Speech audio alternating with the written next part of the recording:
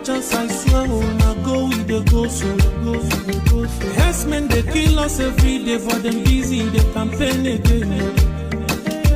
After they failed all the promises they made, oh, them they praise themselves. Why the masses were supposed to give them the praises we they here they run to? Move it up. I blame it on the religious leaders. I blame it on the traditional rulers. People were supposed to fight for the people, they don't compromise. Shame on the rebellious brothers. People will cry with us during answers. Today them don't join those oppressors, they eat jollof. Something on the smell of. Very soon now we go perceive them. We have up where this government they cause my time bomb. It go soon explode. Revolution they come more. It is very close and they feel more. When the power of the people we triumph, the power of the people in power. They no even care, they no even send. Say the people they die of hunger. Hungry dog is an angry dog. One day you go bite the owner. Idle man is the devil workshop. Many youths for Nigeria no good job. And the country the youths got no future. The country is gone, that's on period. Move it on. I blame it on the judiciary leaders. I blame it on the electoral officials. People were supposed to save the nation, but they collected bribe. Shame on the armed forces. People were supposed to protect the masses. One of them they shoot us anytime they hear our voices.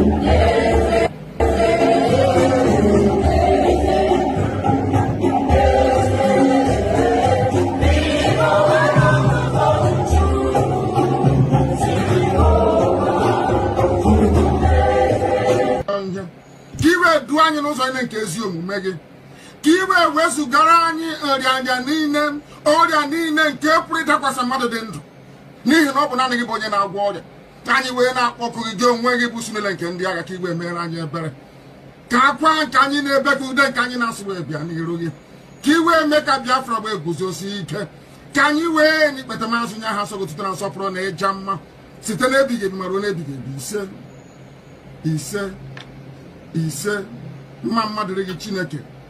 Mama deregi Chineke.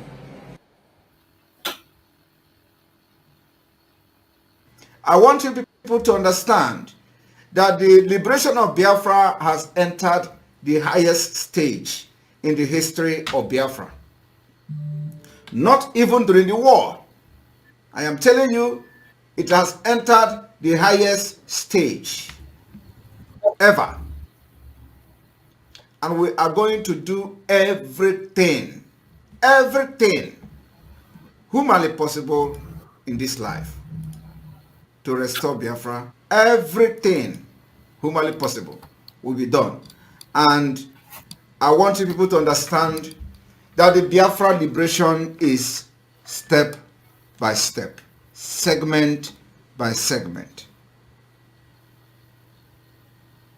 plan by plan, executions by execution. We'll be executing those plans according to the template till the last one. And Biafra. Let us go talk about the objective of your struggle and how do you intend to achieve it in practical terms? In practical terms, it is civil disobedience. The same way that Reverend Dr. Martin Luther King Jr. accomplished civil rights in America, the same way that Mahatma Gandhi led India to independence out of British colonial rule, the same principles we are applying, and might I add, very successfully too. We will do everything possible to unravel and unshackle the zoo called Nigeria. Everything humanly possible. No stone will be left unturned.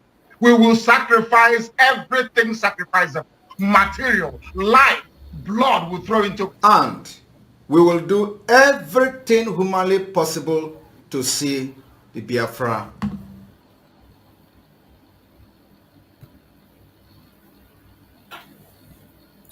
Welcome, welcome, welcome. Thank you for joining me on this very evening program. Happy Sunday, every one of you that have been able to connect to us. I wish you a very happy Sunday. It is Sunday, another Sunday to remember. We are here once again, as we always do, to speak on issues that concerns the Biafran people. I appreciate everyone that has connected wherever you are connecting from. If you are joining us from Europe, from America, from Australia, from Canada, from New Zealand, from Russia, from China, you're joining us from Israel. Any place you are connecting us from, either you are watching on TikTok or you're watching on Facebook or you're watching on YouTube where I'm hosting the program, I welcome every one of you and I appreciate you for being part of this very program. We have come as we always do, and we will continue to spread this gospel and message and make sure that we speak when we have to speak. Remember, in this platform, we do not come here to instigate violence. We do not come here to preach hate. We don't come here to attack people or individuals. We do not come to this platform to push lies, propaganda, or blackmails against anybody. In this platform, we come to say things the way they are, the truth and nothing but the truth. And in this platform, it is a platform that is meant for everyone that cares for humanity. You must not be a Biafran to join us here. In as much as here we represent Biafra, here we speak the voice of Biafra, here we promote the cause of Biafra, and we bring up Biafra to the world as a remedy. That is what we do in this platform. But while we are doing that, we promote humanity. We support humanity. So if you support humanity and you promote humanity, you are welcome, highly welcome. If you do not agree with us, you have a superior argument, you are equally welcome. You are free to come up with your superior argument, sending your request either on TikTok, on YouTube, or on Facebook.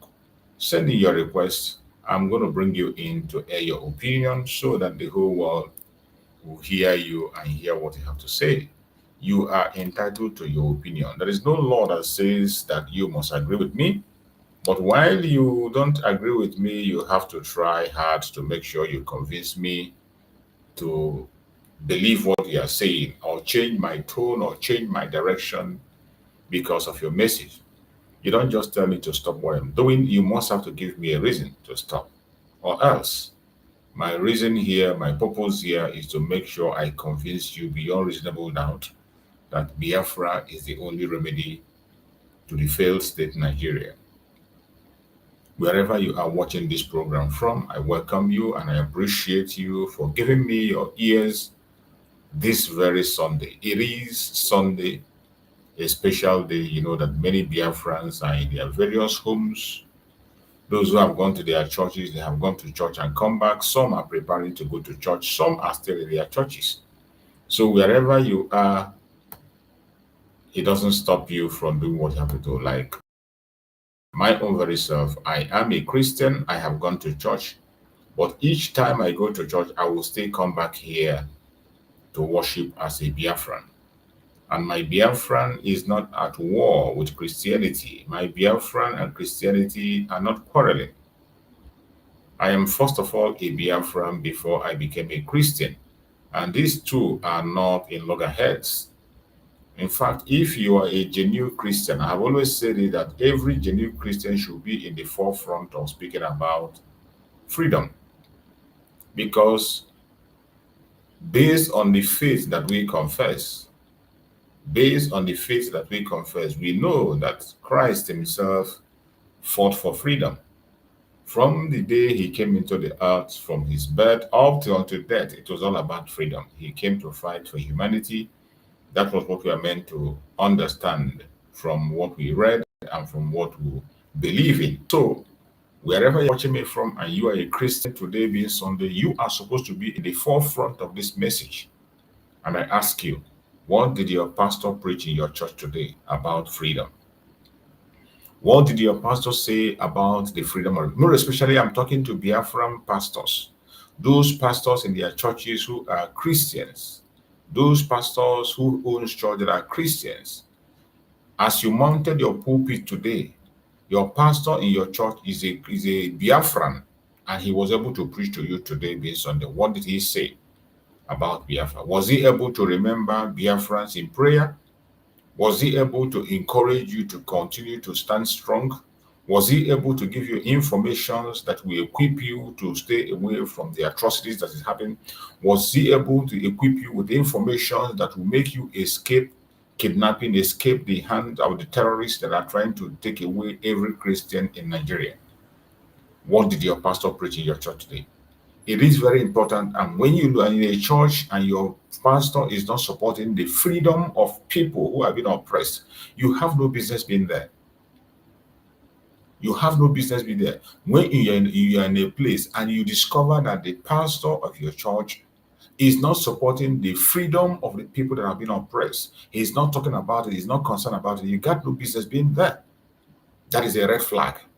It is a very big red flag, because the faith that he is confessing, the person that brought that faith, who he claimed to be preaching about and prayed through, came to fight for freedom, came to speak for the oppressed, and he did that from the beginning to the last, up until the death on the cross.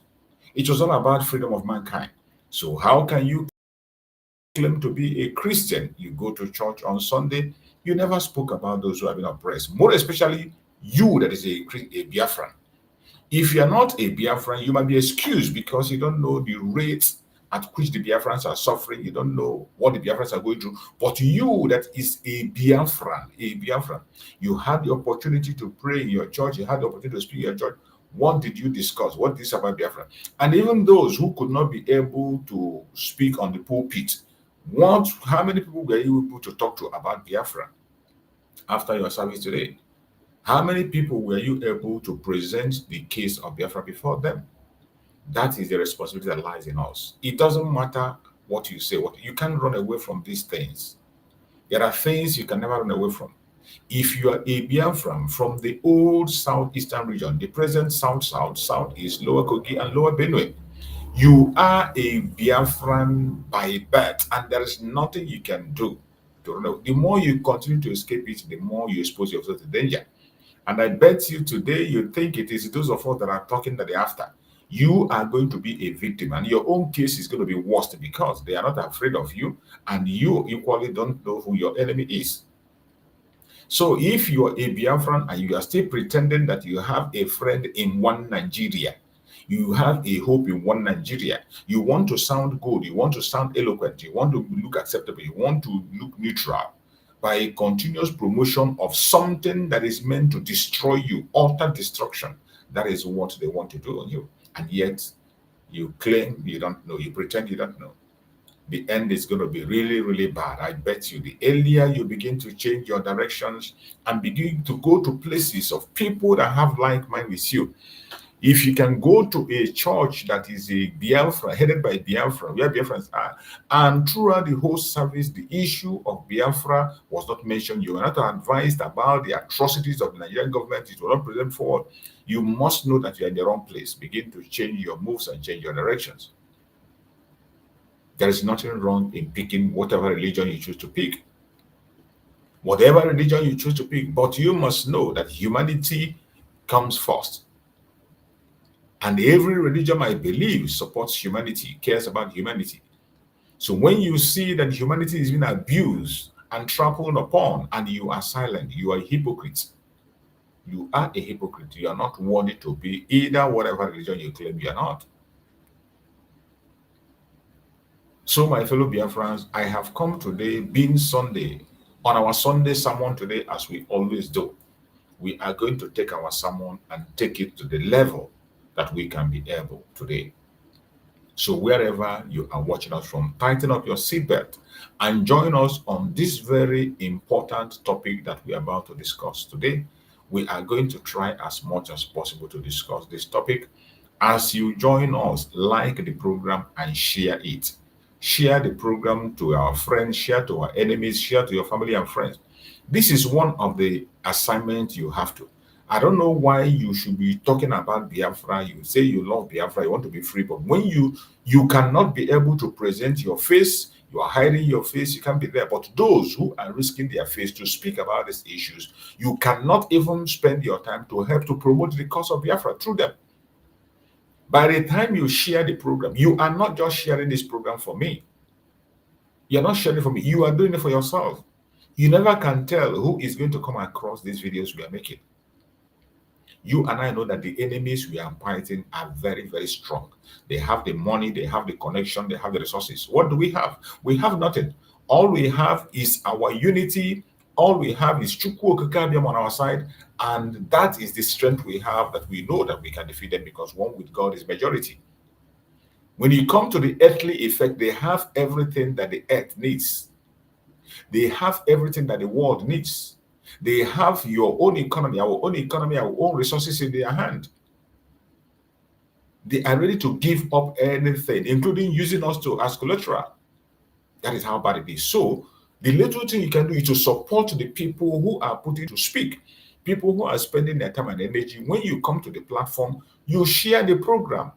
Something as simple as giving a thumbs up. You cannot give a thumbs up on the program. It is shameful. You can't even give a thumbs up. You can't share. You don't want to share the program so that they wouldn't say that you are part of the Biafra. Are you not ashamed of yourself? At this point in time in 2025, in 2025, in 21st century, where people are openly speaking about their freedom, you are ashamed to speak about yours. You still want to sound eloquent.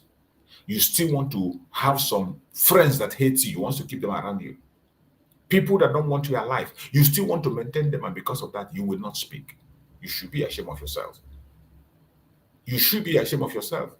You join this program and you are not sharing, you are not connecting to others, you are keeping to yourself. You should be ashamed of yourself. In this platform, we don't come here for propaganda and blackmail. We don't come here to castigate people or attack ourselves or brothers. No, that's what we don't come here to preach hate or preach violence. What we are speaking are facts. Bringing information to the world. You never can tell. Some of us who say they have heard it, the word yeah, they don't do it. Somebody somewhere is going to do something someday. You cannot say because you've been posting, you've been sharing, nothing is happening. You have to continue. That is what we call consistency. That is what Manzanakano said when he said consistency is the key. We have to consistently continue to speak. My own very self here, go and check. I have thousands of subscribers, but when I come online, sometimes you cannot see up to 10 people watching. I have more than 1,000, about 25,000 or so subscribers on YouTube. But yet, when you come online, you can't see up to 10 people watching. That is a discouragement. But am I going to stop? Never, ever. I will never. As long as the platform is still there running, I will continue to come online to speak anytime I have the opportunity to do so. That is consistency. Be consistent. Because don't be discouraged. No matter what you are seeing today, so many of us are already discouraged because many of our brothers on the media have decided to engage in saga. Their major program is to castigate their brother, castigate their sister, use their fellow agitators' video to continue to spill lies, propaganda, misinterpret them. That is what we hear every day. You go to their title, they will use the names of their brothers and their sisters in their title. And some of us idiotically go there and watch, and that is what you love. And that is what they're giving to you. That's what they're giving to you. But some of us who have remained in what we want because we know why we came, we know what we're chasing, we know who the enemy is, we don't pay attention to that. And it doesn't matter whether somebody is paying attention, watching or not. Who cares?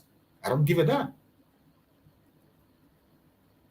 The only thing that gave me joy that when I come here and I speak from the bottom of my heart what is going on in my land, the atrocities that they are hiding, those things they don't want to hear. If I succeed in vomiting everything out, I will be okay and happy and I leave. The spreading of the gospel remains in the hand of Chukwu. But you as a human being, do your part. Let's do our part. Don't get discouraged. Is it easy? It's not easy. The things we are seeing, are they encouraging? They are not encouraging. So many things that are happening that we are seeing are not encouraging. But are we going to surrender because of that? No, we will not. Never. Never. There is no going back. It is forward ever and backward never. So, my fellow Biafrans that are watching today, we have come to discuss about a topic which says the bloody faith. The bloody faith. How religion became a tool of oppression against Christians and Biafrans. How religion became a tool of oppression against Christians and Biafran, the bloody faith. That is what we are going to discuss today. And we will try as much as possible to discuss this very topic. And you that is watching us out there, if you have a contribution to make, if you have something to contribute, please feel free and make your contribution. Feel free to make your contribution. The link is there either on TikTok or on Facebook or on YouTube, wherever you are, and you want to join us and make a contribution on this very topic. All you need to do is to send your request. As soon as I see your request, I will bring you in to make your contribution. My fellow Biafrans, lovers of freedom, wherever you are today, I have come once again to speak to my beloved Biafrans, to speak to my brothers and sisters, and to speak to the international communities, to speak to the people of the world. And we must continue to speak.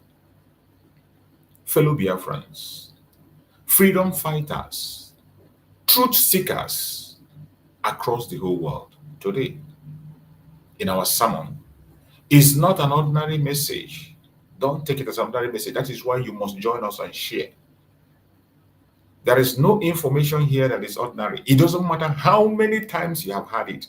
Share it over and over and over again.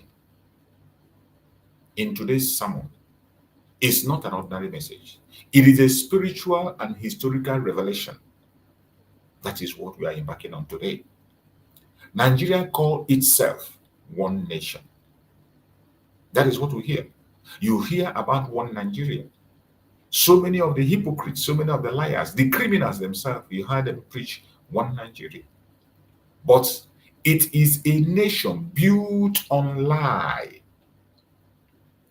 Nigeria is a nation built on lie. A dangerous diversity. A nation built on a very dangerous diversity, where religion has turned into a weapon of mass destruction. What we are having today, that they call a country, is a place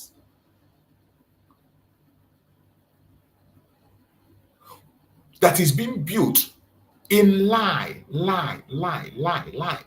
Everything about Nigeria is lie. Even the name itself is a lie. The name itself is a lie. This is an entity, a contraption built on a very dangerous diversity. where religion has turned into a weapon of mass destruction. That is what religion has turned into today in Nigeria.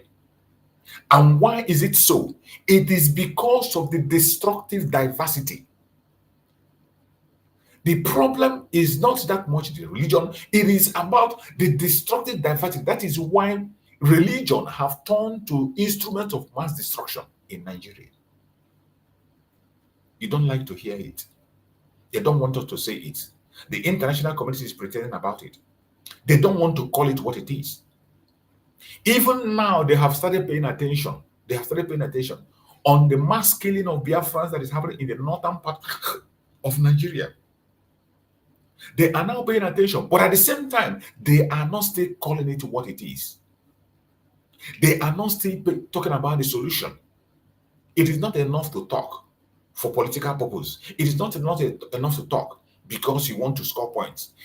We are asking for action to be taken. Religion in Nigeria has become a weapon of mass destruction. And today, we will try as much as possible to expose how the northern Islamic elites, their political allies, use religion, the same religion that should bring peace, as a tool of oppression, domination, genocide against Christians and Biafrans. Whenever you hear Nigerian Christians, we are talking about Biafrans there. Biafrans have more than 90% Christians. And in most of these places, states of Nigeria where you have Christians, they are majority in every church. It doesn't matter the people that own the church in Nigeria. It doesn't matter where that church is. In that country, go to that church and verify. You will see that in each church in Nigeria, in each mega church in Nigeria, go there. I can bet you that 60 to 70% of people that are there are Biafrans. They support materially, they support financially, they support in every area. So, this attitude of trying to detach the persecution, the genocide against Christians in the northern part of Nigeria, and you try to separate it from the Biafran persecution, it's not working. You are only creating another problem. You are not solving problem. You are creating a problem. And this was why our Supreme Namazin Nandekano, in one of his programs, called out Bishop Coker and told Bishop Coker, if your fear is that when Biafrans leave, that they are going to destroy you entirely, you are using Biafra as a bet. Talk about it. Let Biafrans go. Come and join us. Biafrans will give you citizenship. You will have equal right to the Biafrans in their territory, where you'll be secured and you can pursue your career to the highest level, and your children will be safe. So the genocide of Christians in the northern part of Nigeria has everything to do with with the Biafrans. It has everything to do with Biafra. But the international community at every given point in time always try to score a point because of their own wickedness and economic interest. They try to differentiate it, push the Biafrans aside, and continue to milk their resources through the same people they know that are sponsoring the terrorism against the indigenous people in the northern part of Nigeria. The issue of Nigeria is so complicated.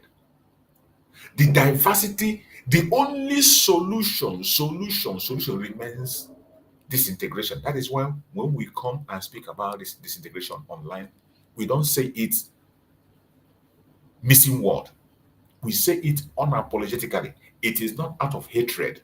We are not saying it out of greed. We are not saying it out of strife. We are not saying it out of pride. We are saying it because it is the only solution, only genuine solution to end the mass destruction of people, the genocide that is happening today against the Christians in Nigeria. Until you acknowledge that the destructive diversity cannot be tamed in any way except by disintegration, until you understand this, you are only giving a lip service. And that is the truth. The only truth, but the truth.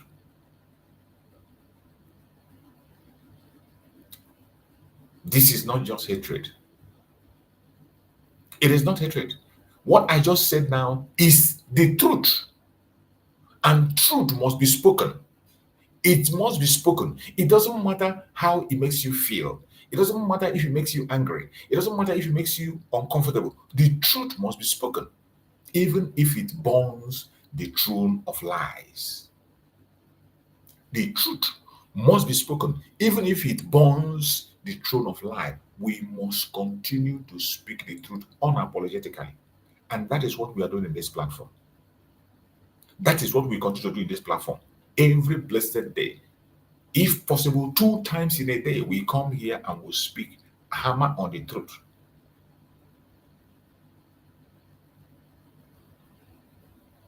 The dangerous diversity of Nigeria is not a joke. Nigeria was created by the British, not by God. Nigeria was created by man, not by God. Some of them we begin to, even some churches, go to some churches today, they will be telling you how God created Nigeria, how God brought them together. God never brought us together. The people that forced people to come together and march together was the British, not God. But you go to some churches today, the same people that are being persecuted, the same people that are losing their life are being destroyed. The pastor will sit on the pulpit and be telling them how God put in place something that will destroy them. I don't know the kind of God they worship. I don't know the kind of God will God be so wicked that he's going to bring people that he know they will never ever agree or survive together? How can God be so wicked that he will match people that he know that they has nothing in common? They has nothing in common and they will never ever agree. How can God, with all his might, with all his wisdom, with all his wonderful nature that we know, create something that is meant to destroy humanity? How can? But go to churches today, you see some people man the pulpit and they were talking rubbish. How God brought them together in Nigeria. God did not bring anybody together in Nigeria. Nigeria was created by the British, not by God. Forced together, Christians and Muslims, South and North, in one cage by force. In one cage by force. That is why today you are seeing what is happening. And it is high time that disintegration comes. These things, disintegration have solved this problem in so many countries of the world. Disintegration, when there is this clash of religion is a very powerful tool. It's a very powerful tool, very emotional something that is embedded in people's heart. You don't play with it, you don't joke with it. It's not something you just run over. When there is that religious problem, you cannot solve it except by people going their separate ways and worship what they want to worship the way they want it. It happened in so many countries of the world and they found peace. India was disintegrated into so many places. Those that are Muslims go to their separate ways. You see them in Pakistan and they are living very good and performing excellently well on their own. You see Nepal on their own, they are doing very well. You see Indians on their own with their own religion, they are doing very well. That separation gave them the opportunity to grow in their own space and forge ahead and pursue one cause. We see the same thing in Malaysia. You have Singapore. You have Malaysia. Malaysia is majority Muslims. You can't beat that. And the Chinese who were there felt that they cannot be able to operate in that society. They decided to go into a circular system. They want a circular system where they can do anything they want, practice whatever they want without any interruption. And they forced themselves and they moved out of Malaysia and they had Singapore. Today, Singapore is developing very, very fast. Malaysia is on a high-speed development. The two countries are living peacefully side by side by each other, and they are developing on a very high scale, on a very high speed. Both of them are doing marvelously well. Their citizens marry each other, they intermarry. Their citizens, some people are working in Malaysia, they are from Singapore, but they work in Malaysia. Some people go to work in Singapore from Malaysia, they go to work and they come back every day.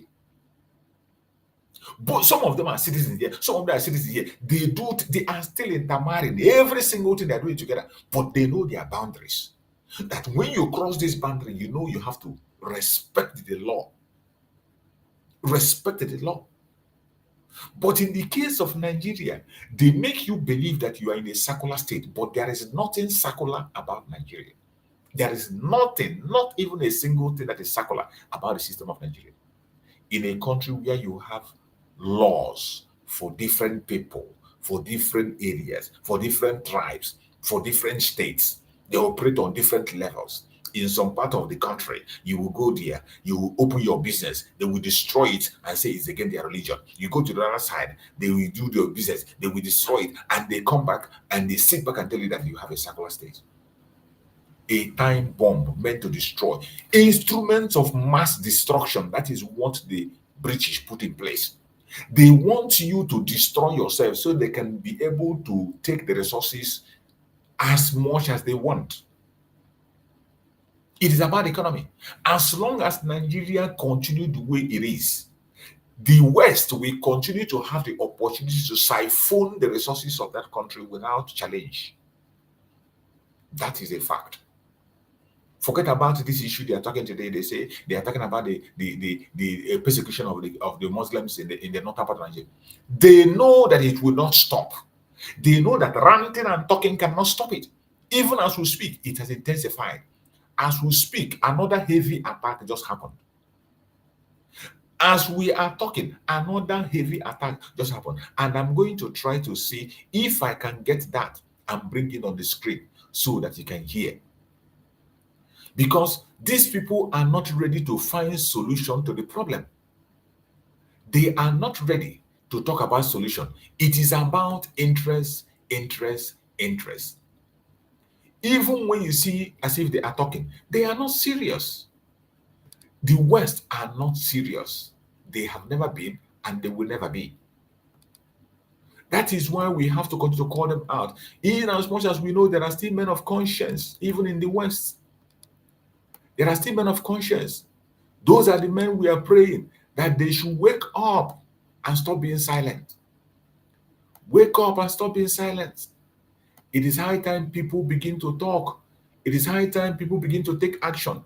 It is high time the world begin to pay attention to what is happening in the Zoological Republic. And when we say pay attention, we mean a sincere attention to what, not by pretense. You and I know that they pretend a lot. They pretend a lot. Most of the time when we hear these people talking, they are never serious.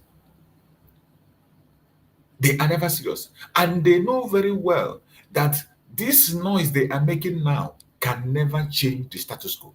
The only thing that can change the problem and stop it once and for all in Nigeria, for anyone that is genuine and sincere, is to push for the disintegration of Nigeria.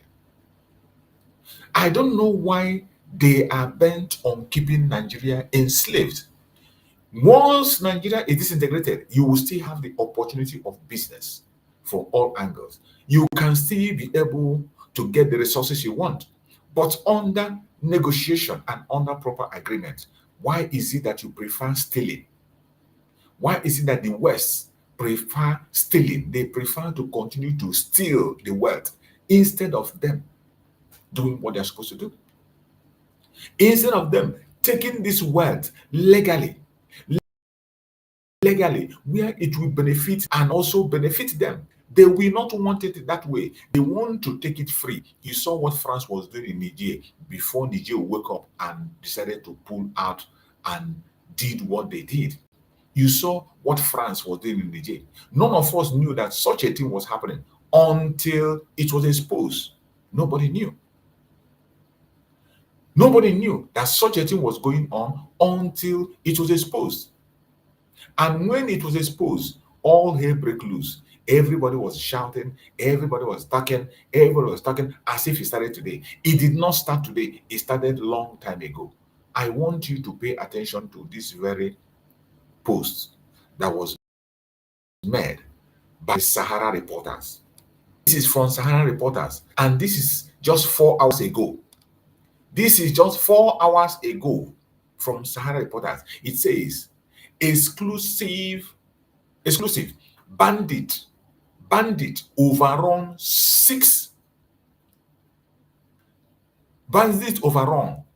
seize 6 machine gun, 30,000 rounds of ammunition from Nigerian Army in Kwara as Air Force declines support.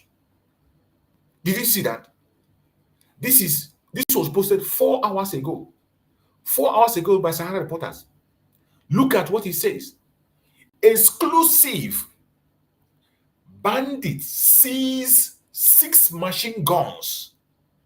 6 machine guns, 30,000 rounds of ammunition from Nigerian base as Air Force declines support. This thing is happening today, being Sunday. In Kwara State. In Kwara State, Kwara of all people. And the West is there pushing lip service. You think that your lip service can change it. It cannot change anything. The situation will get worse, and even more worse every day. You can imagine this. So this is why when we are talking about the problem of Nigeria, it is not just to come online and make noise, or you just come and talk because you want to talk. We need solution. We are talking about solution, but it is unfortunate that the West are not ready to talk about solution. They are not sincere. Even when you see them talking, they are not sincere. It is all to be able to calm you down, for you to feel that they are doing something, and they continue to exploit the people as much as they can.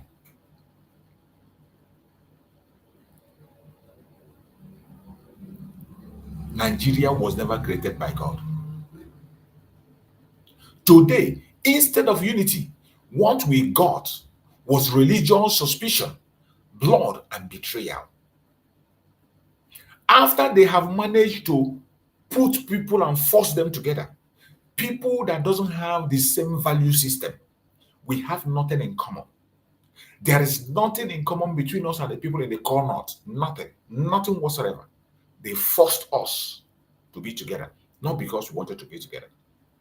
The British created the contraption called Nigeria and forced people together.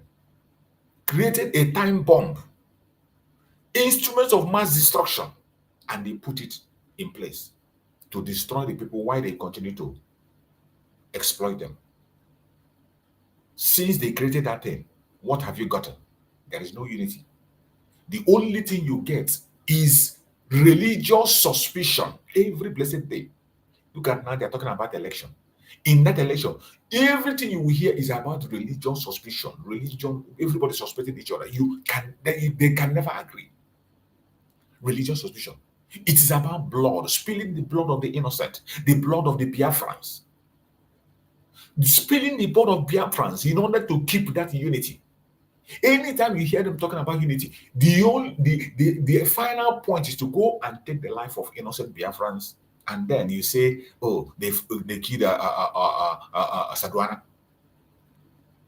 The next thing they do is to go and take the life of Biafrans, and then they back it up with they kill Sadwana.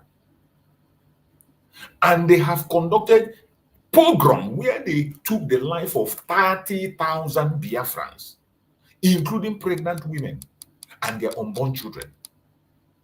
They don't talk about that. They continue to spill the blood of the Biafran people. Betrayal is the order of the day. They have been able to convince some sycophants in Biafran land, some intellectuals, some devil advocates in Biafran land, and they have joined them. Even though they claim to be Biafrans, they have Biafran name. They call themselves politicians. They call themselves elites. They call themselves Ohanes and Dohin and Diam. They have taken these people, and the order of the day in that contraption is betrayal, right, left, and center. The northern oligarchy realized early that religion could become a weapon of control. The northern oligarchy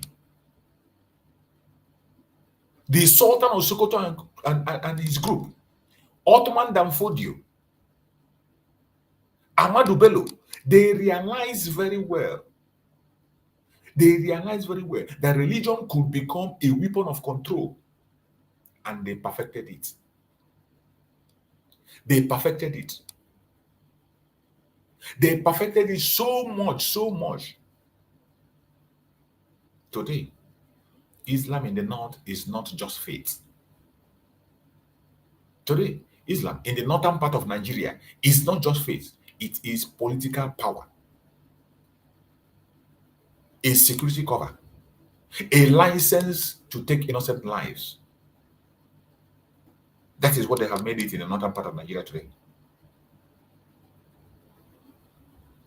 Christian lives means nothing in this system of Nigeria. In Nigerian system, the life of a Christian means nothing.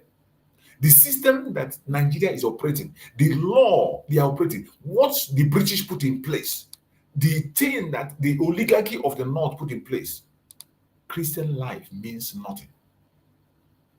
It doesn't mean anything.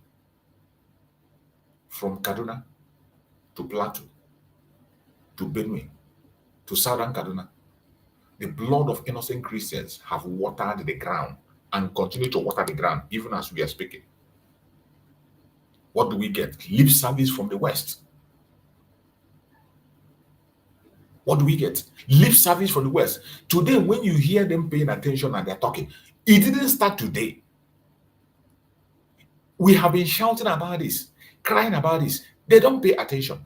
Only this time, because somehow they want to use it for their own interest, for their own advantage. But nevertheless, at least they are talking about it. But they have to go more further to do the needful to end this madness once and for all. How do you end it? This very thing that was built by the British. Let countries grow organically. People that have the same value system make up a country. That is how it is all over the world. That is how countries are built all over the world. People with the same value system be in the same country as a country. That is how it works all over the world. They know it very well, but they don't want it to happen in Black African nation. They continue to create that atomic bomb to explode, exterminate everybody, and then they will now cash in and take the resources that they want to take. Boko Haram, Fulani herdsmen, and ISWAP are not isolated terrorists. They are not isolated terrorists. They are state-backed religious militia. Nigerian state-backed religious militia. You see what I posted, what I showed you now. You saw the update that I gave now, reported by Sahara Reporters,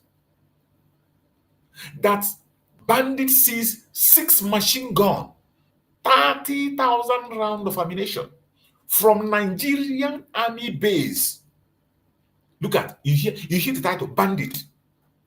Let's assume it is bandit as they call it. Ordinary bandit entered army base and they seized,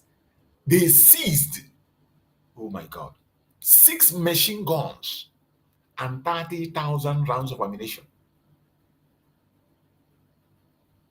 And as Air Force was called, the Air Force declined support.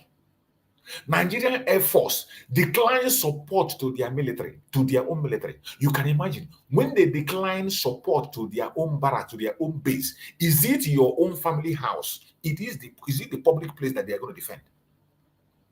When they decline to perform and support and protect their army base, is it your own house or my own house? Is it my village or your village that they're going to protect? So when we begin to talk about these issues, we are not here for propaganda or blackmail. You link them up together and you see what we are saying is a truth. Boko Haram, Fulani herdsmen, ISWAP are not isolated terrorists. They are state-backed religious militia. Religious militia. There is no two ways. There is no other language you can use. For example, Boko Haram began with government tolerance. That was how Boko Haram started. Boko Haram started with government tolerance. Their leaders were protected. This Boko Haram today, they are shouting and shouting. It is the government that started it and they tolerated it. And their leaders were protected by the federal government of Nigeria. Fulani militias invade Christian villages. No arrest whatsoever. No outrage. No arrest. They will only tell you it is former headers clashes. We have had it over and over and over and over and over and over again. And we continue to hear it. So, when we talk about this issue, it is not an isolated case. It is not. There are facts backing it up. When we say Nigerian government is a terrorist government, and Nigerian government are the ones for it is not. Just look at this report I just showed now. You can see they cannot protect their army base. The Air Force declined to back up and defend their base, and they entered there and stole 6 machine guns with 30,000 ammunition. You saw Sahara reporter reported that hours ago. Fulani militia invade Christian villages. No arrest whatsoever. No outrage. The military look away because the system silently approves what is going on. The system silently approves of what is going on. That is why they are silent. That is not that reason. In Nigeria, the blood of Christians is cheap. Very, very cheap. In Nigeria, the blood of Christians is cheap because the killers were religious.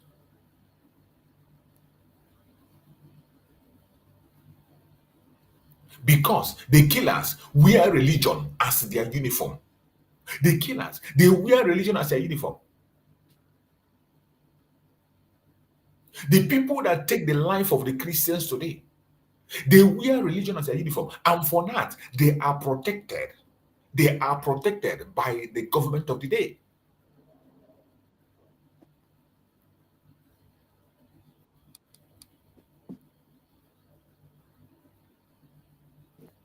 The same thing is happening in Biafra land today. The genocide happening in Biafra land today, sponsored by the federal government of Nigeria, pushed by the federal government of Nigeria. They come on the ground with the same criminal, the same terrorists. They push them to Biafra land and join them in executing genocide in Biafra land. The same spirit that massacred Christians in the northern Nigeria is the same that slaughtered millions of Biafrans during the Civil War. Don't ever mistake this. Every time they begin to mistake this thing and begin to push it aside, it is hypocrisy. Hypocrisy. If the West genuinely want to handle the situation of Nigeria, they should try as much as possible to disintegrate. It is not a call for war. It is not a call of wickedness. It is not of hate. It is call to save life, to save humanity. The same spirit that massacred Christians in northern Nigeria is the same that slaughtered millions of Biafrans during the Civil War. Don't ever mistake it. They used Islamic jihad language, calling the war a holy war against infidels.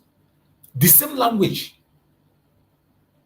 Till today, they fear an independent Biafra because it will end the Islamic expansion plan that started since 1804 under Usman Dan Fodio.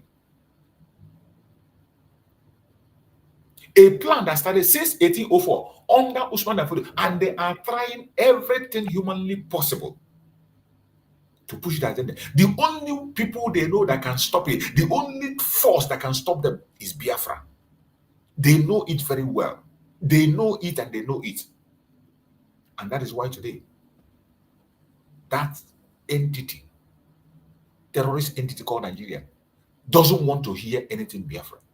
They persecute our leaders, they kill our leaders, they jail them, they deny them their rights, do all sorts of things. Millions of Biafrans are losing their life, even as we speak. Genocide is still going on, unreported in Biafra land. Unreported. The war against Biafra was never political. The war against Biafra was never political. It was religious at its core. They wanted to silence a Christian civilization rising from the east. That's what it's all about. They wanted to silence a Christian civilization rising from the east. But fortunately, the world pretend about this. They pretend they don't know. They pretend they're not seeing it. So when you see them today talking about the genocide of Christians in the north, it has everything to do with what is happening in Biafra. And if you are genuinely interested in saving life in that contraption called Nigeria, you have to address all these issues once and for all. And that was why Mazi Nnamdi Kanu gave the options that we are ready to open our doors for all the Christians in the core north, all the Christians in the core north to come over and join us in our nation Biafra. Mazi Nnamdi Kanu made this as a pledge. In fact, he mentioned the name of Coca and swore it as an oath on video, live video. Not audio, on live video. I still have the video with me. I have the program with me. I have played it several times. Where he made the vow, took the oath that we are ready to take the Christians in the core north and allow them to have equal right in our land, grow at the same space we are growing. If that is what is scaring them, there is no solution we have not provided. We are talking about solution. We have provided the actual solution to save life, but they ignore it. We ignore it. The most painful today is the silence of the church itself.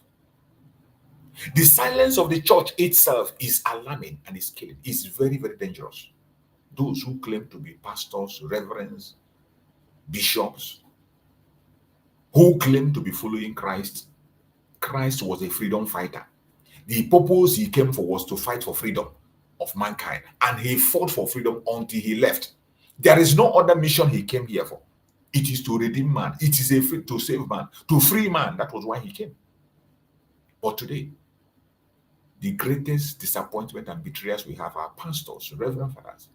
Many pastors and bishops in Nigeria have chosen political comfort over truth. They chose political comfort over truth. Go to their church today. Go to Nigerian churches today, the mega churches. Go and listen to their messages. Full of political correctness. They don't want to call a spade a spade. Go and listen to those mega churches who are building mega churches, all those mega pastors. Go and check their message. Today, Sunday, go and check their message. Go and check their message and see what they are preaching. Their own is even the most disturbing. The betrayal of the pastors, the silence of the church is the worst. Are you talking about the global churches? The same people that brought that Christianity to us in Nigeria. What are they saying? What are they doing? Nothing. Go and mega pastors across the world. What did they preach in their church today? What are they doing? How are they pushing forward to make sure that things change? Nothing. They are the greatest betrayer, only focusing on their political correctness to score points. The blood of the saints cry while the pulpits stay silent. Abomination of the highest order. The blood of the saints cries while the pulpit stays silent. We cannot build heaven on earth while bowing to Babylon system.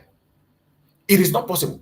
You cannot build heaven on earth while bowing to Babylon's system.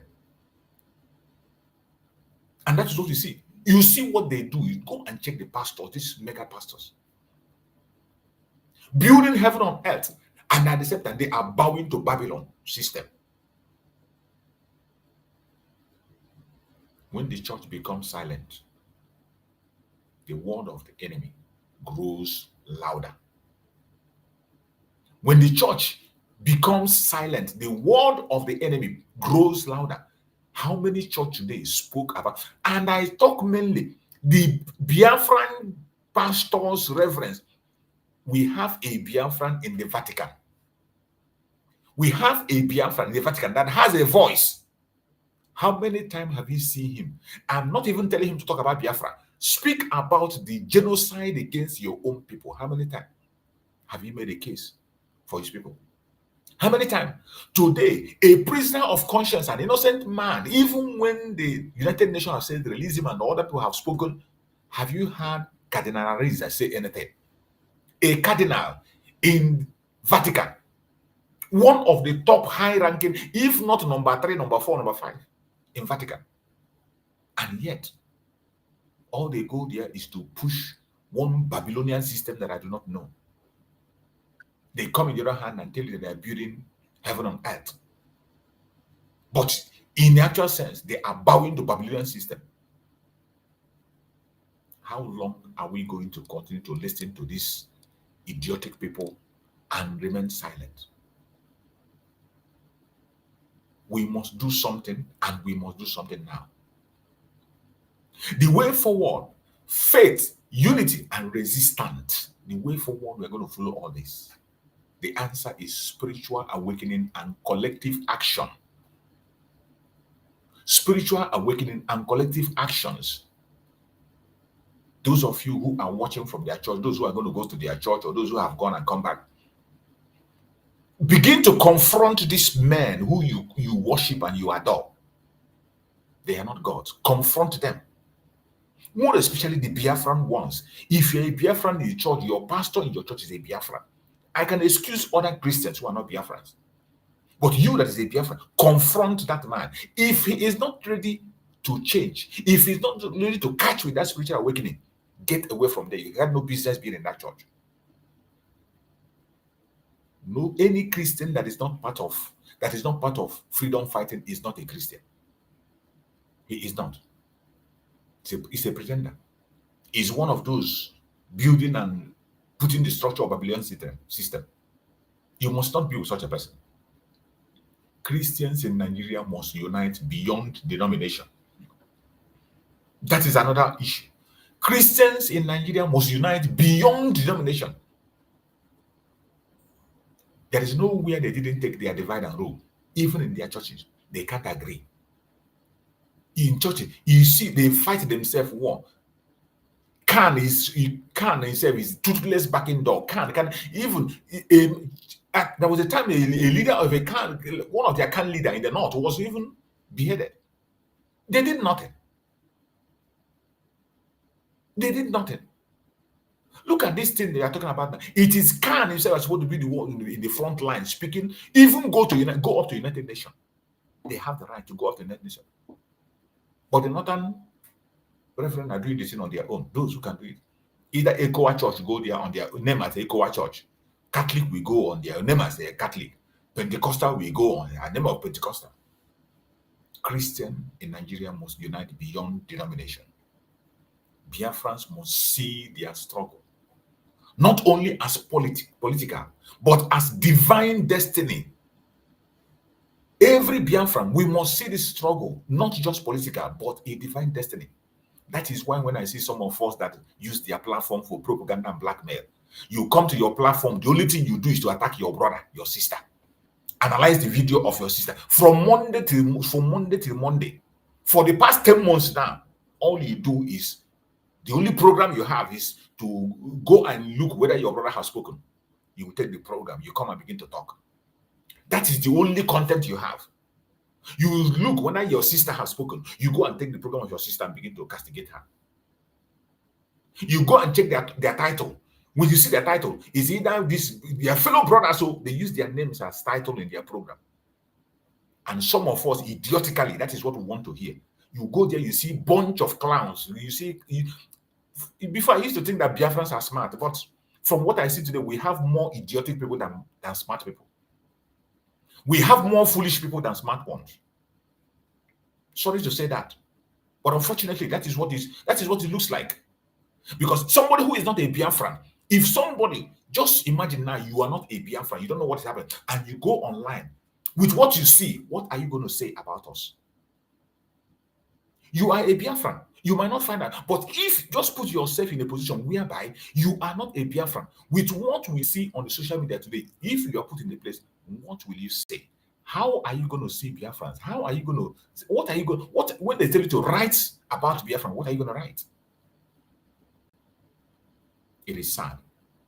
Biafrans must see their struggle, not only as political, but as divine destiny. We must resist, not with hatred. We must resist, not with hatred, but with truth, courage, and light. We must resist, not with hatred, not with hating your brother, not with hating your sister, not with calling your sister name, calling them terrorists, calling them.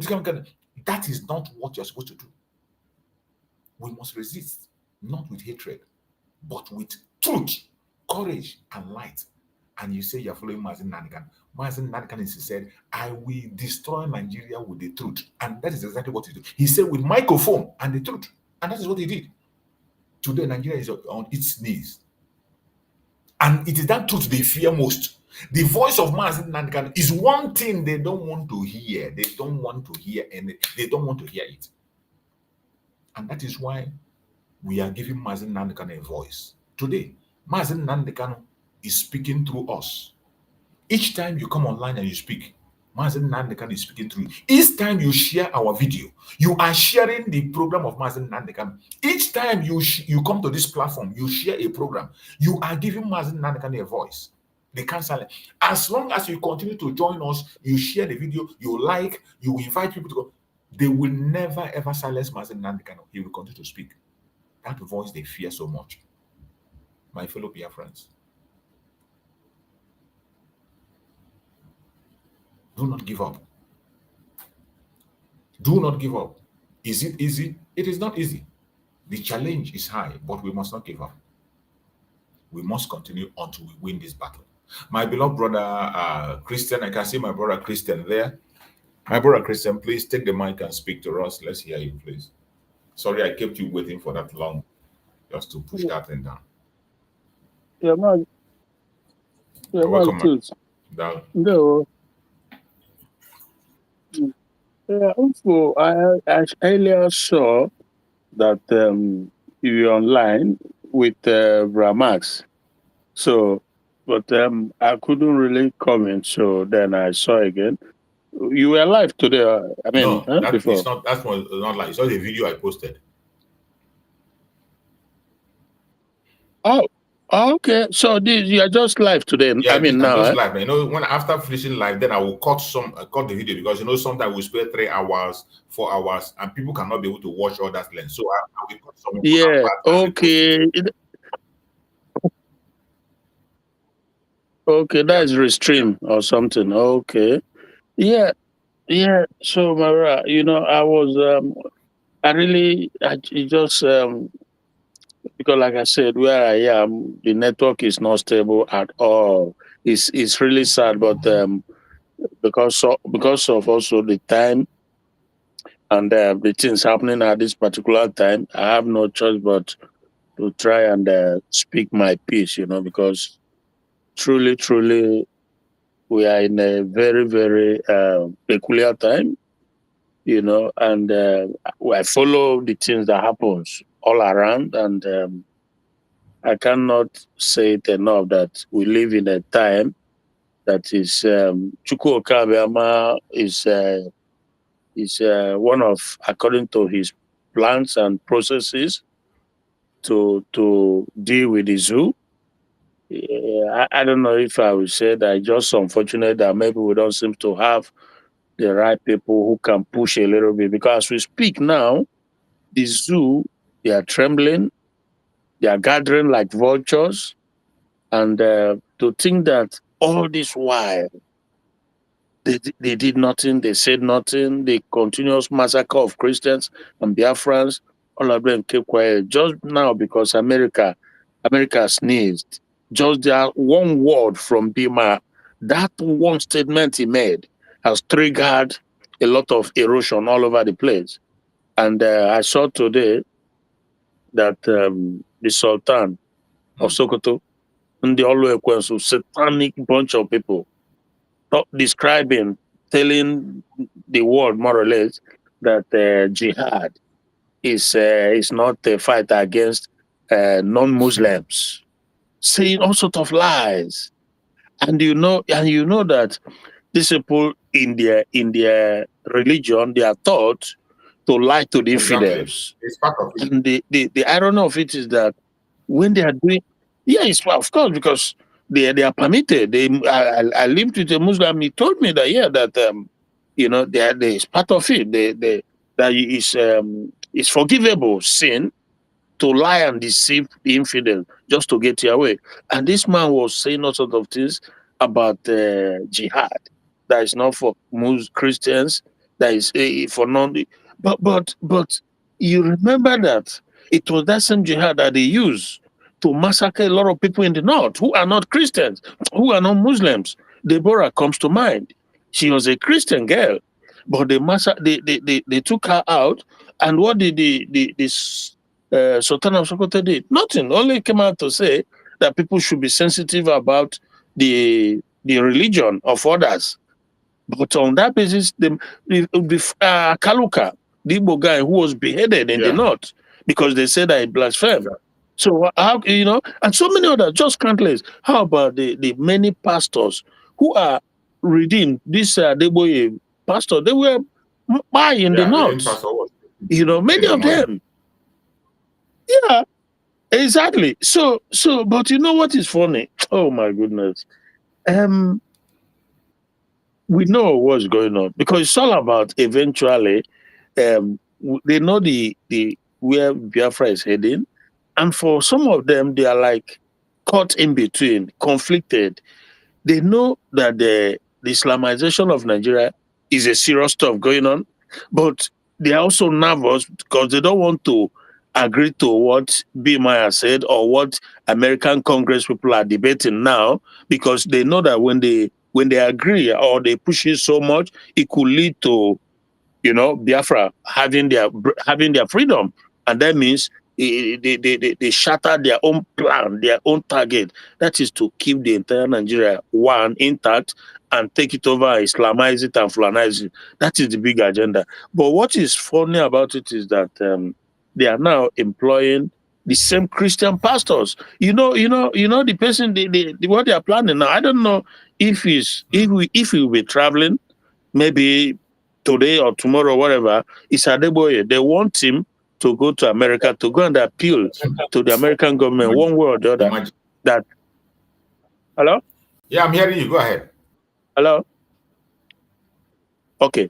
So to go and appeal.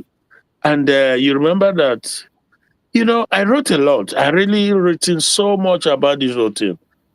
Under Buhari, that is how these things, this Christian genocide was also raging. And America, I don't remember who was the president. Maybe it was the first Trump term.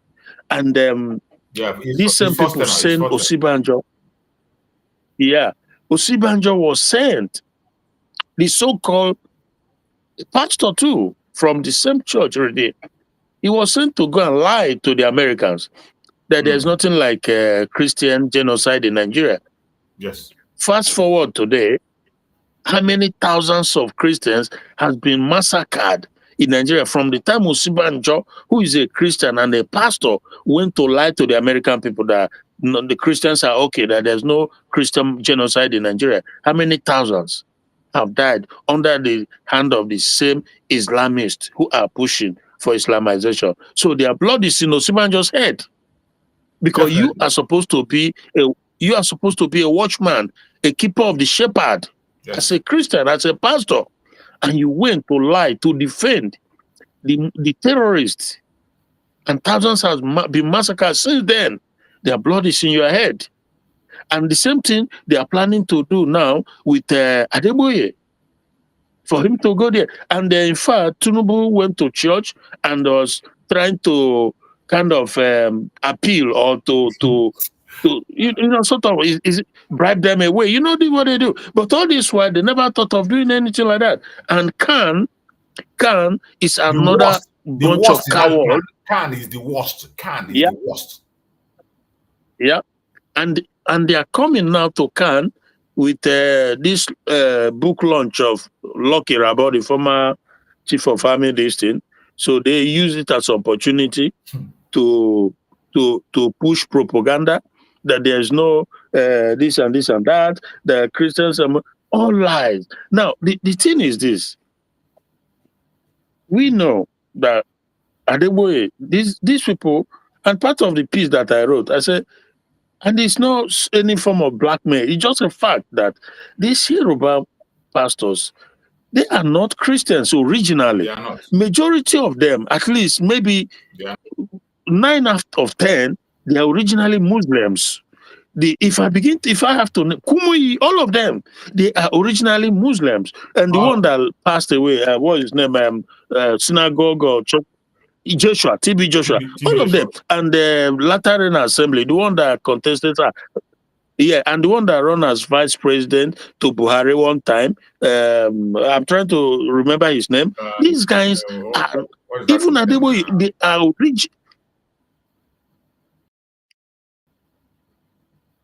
Lateran Assembly is the name of the church, but I think he later changed the name. So originally, these guys, yeah, I'm hearing you. Go ahead. Hello? Yeah, these guys are originally Muslims. My take is that most of them, they choose to become Christians and pastors because Christianity is a more fashionable and easier way to become billionaires, which they all are. They are. All of them. They are all billionaires. Adeboyo, Ayodipo, TB Joshua, all of them, they are all billionaires. So this is what my take. Now, the thing is this.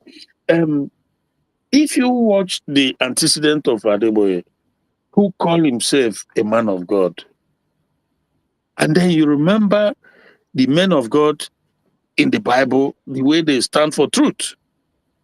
You remember Nathan the prophet who went to David and spoke to him boldly about his ills, about his, all the things he was, the crimes and sins. He spoke to him boldly. Those are the things that is expected of men of God. You stand before a leader and spoke the truth. Speak the truth without fear or favor. But Adeboye was one of the people that endorsed Tinubu until today, continue to support Tinubu.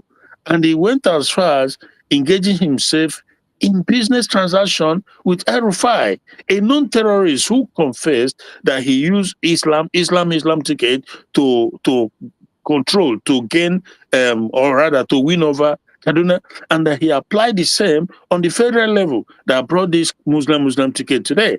That is the person who everybody knows we're in charge of. He's one of those sponsoring and coordinating terrorism in Nigeria, and that everybody was in business with him. And you ask yourself, if this man was genuinely a man of God, why would he not look at Tinubu in the face, regardless of the fact that they're the same tribe? As a man of God, a man who everybody knows his involvement in drug trafficking in America, a man everybody knows that entered university as a woman and came out as a man, a man everybody know how he lied about school he attended in Lagos, that the year he quoted, the school was not in existence. A man, the list goes on and on and on. Yet he's the man he's endorsing to be the leader in Nigeria just because of the things they will put in his own pocket, all the millions and millions. Where are you going to go with all these millions and billions? And you call yourself man of God, but you cannot stand and speak the gospel of God and tell a sinner to repent. Tell the man who is involved in criminality to stop, to change, that he's wrong. He won't do it. And he is the one now. We remember that during Jonathan, he mobilized, carrying placard to remove Jonathan. But since all these criminals, all these terrorists, Buhari and even Tinubu, he hasn't done that. Now that America is waking up, the torchlight is focusing on Nigeria again. He's coming out now to go and tell them that it's just farmer headers. We'll follow this thing for this period of time to know what he's going to do. Because again, the thing is that if we have people or someone who could go to the US Congress and they explain the position of things, So this is how they come in to dilute the hate, because Tinubu is struggling now, doing everything he can to get people to go and sell the message, that there's nothing like Christian genocide in Nigeria. That's what, because they know this is how it starts. If America put their full torchlight on you, we know how it happened in South Sudan. When South Sudan's were being massacred, they are Christians by the Arabs in Sudan, in Khartoum. They continue to massacre them until when America begin to put satellite. People can say what they like. They can say it because there's oil. They can say whatever. But at the end, when the hello, Yeah, I can hear you. Go ahead. hello, I hear you. yeah. But the thing is that when America put their satellite on a place, they find something, and when they find it, the one way or the other, the truth comes out. That is what they are struggling now. That is what they are all scrambling, scratching their head, how to neutralize or to water it down, to just find a way to shift the narrative. And this is the time that the pressure is supposed to be, even fire up more, tighten the note around it, because we know what they are doing. It's just to make everybody calm down, and they will also try to maybe temper any attempt to bomb or to kill Christians in Nigeria for now, and hoping that over time, maybe Trump eventually is not going to be there forever.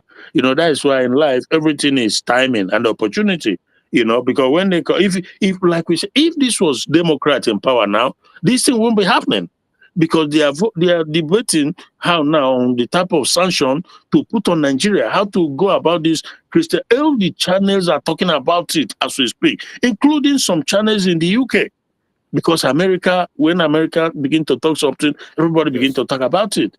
So if this was a Democrat, forget it. Nothing. They will just ignore it. They will just ignore it, because they are also the one of those. Farmer headers clashes now. Exactly. So the thing is that I also know that there's a video that I saw some years back, with this same Adeboye. They had a conference, international or world conference meeting in UK.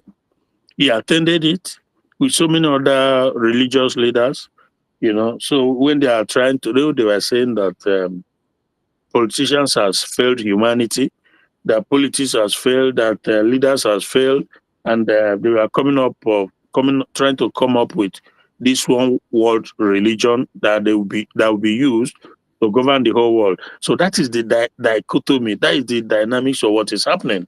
And if not for Trump, as much as we can criticize Trump, because maybe there are areas that he's not meeting expectation, we understand this whole thing. But trust me that if God did not allow Trump at this time, by now, what is happening in Nigeria now, Jesus Christ, there would have been like fire fed with petrol, if not for the Republicans who are there now trying to at least, advocate for the protection of Christians. That is the thing, So this guy, this Tinubu guy, we know. I mean, Adeboye, we know what they are doing.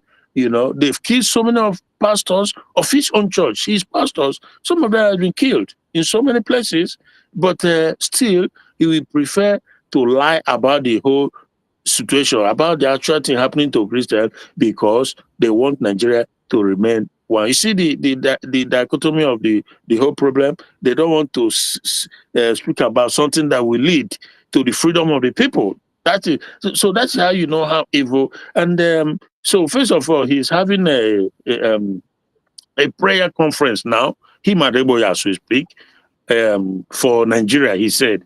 But I told them in the piece that his prayer is abomination unto the Lord of hosts. Serious abomination. Serious abomination. Adeboye was the foundation.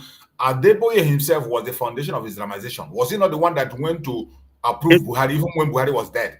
He was the one they used to confuse Nigeria, and that Buhari was okay. They took him to UK. He came back and said Buhari was okay. Yeah, another lie. That is the man of God, lying up and down. Man of God. These people are not men of God. These people, they serve Beelzebub, the Adeboyes of this world. I said that his prayer is abomination unto the Lord of hosts, and him that maketh heaven and earth, the God of justice, fairness, and equity, abhor his prayer. A man who kept handkerchief on a chair and asking the congregation to come and kiss it for their prayer to be answered. That is idolatry. Idolatry. These guys, But at the You end, forgot the, you God forgot the one will of tithe. After speaking the one of tithe, he saw fire. When he saw fire, he came back and said he said he apologized. He made a mistake. When he said if you don't pay tithe, you go to hell. You said tithe is the okay. ticket to go to heaven. Later he came back and began Yeah. to apologize. He said it was a mistake. The same way he has misled so many people in so many things. It's not only tithe, so many things that he has not apologized for. Yeah. So many. So the thing is that these guys are workers of iniquity. Heaven knows. I'm not scared. For me, when I say these things, I'm not scared because I know that I'm not blaspheming because God is just. He's a just Of God course, he's not and blaspheming. cannot.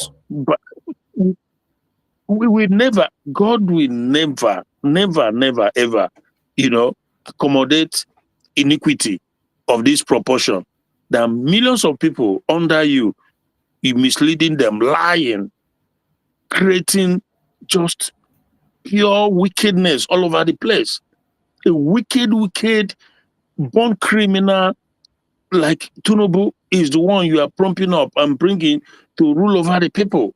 And you are involved, being engaged in financial business transaction with a terrorist, one of the terrorist founder, El-Rufai, a man who is championing the Islamization of the entire country. And he knows it. But because he's also one of them championing it. So like I said, we will watch and see what happens because the tempo is high now. And they are running all over the place, going to churches, probably dishing out money.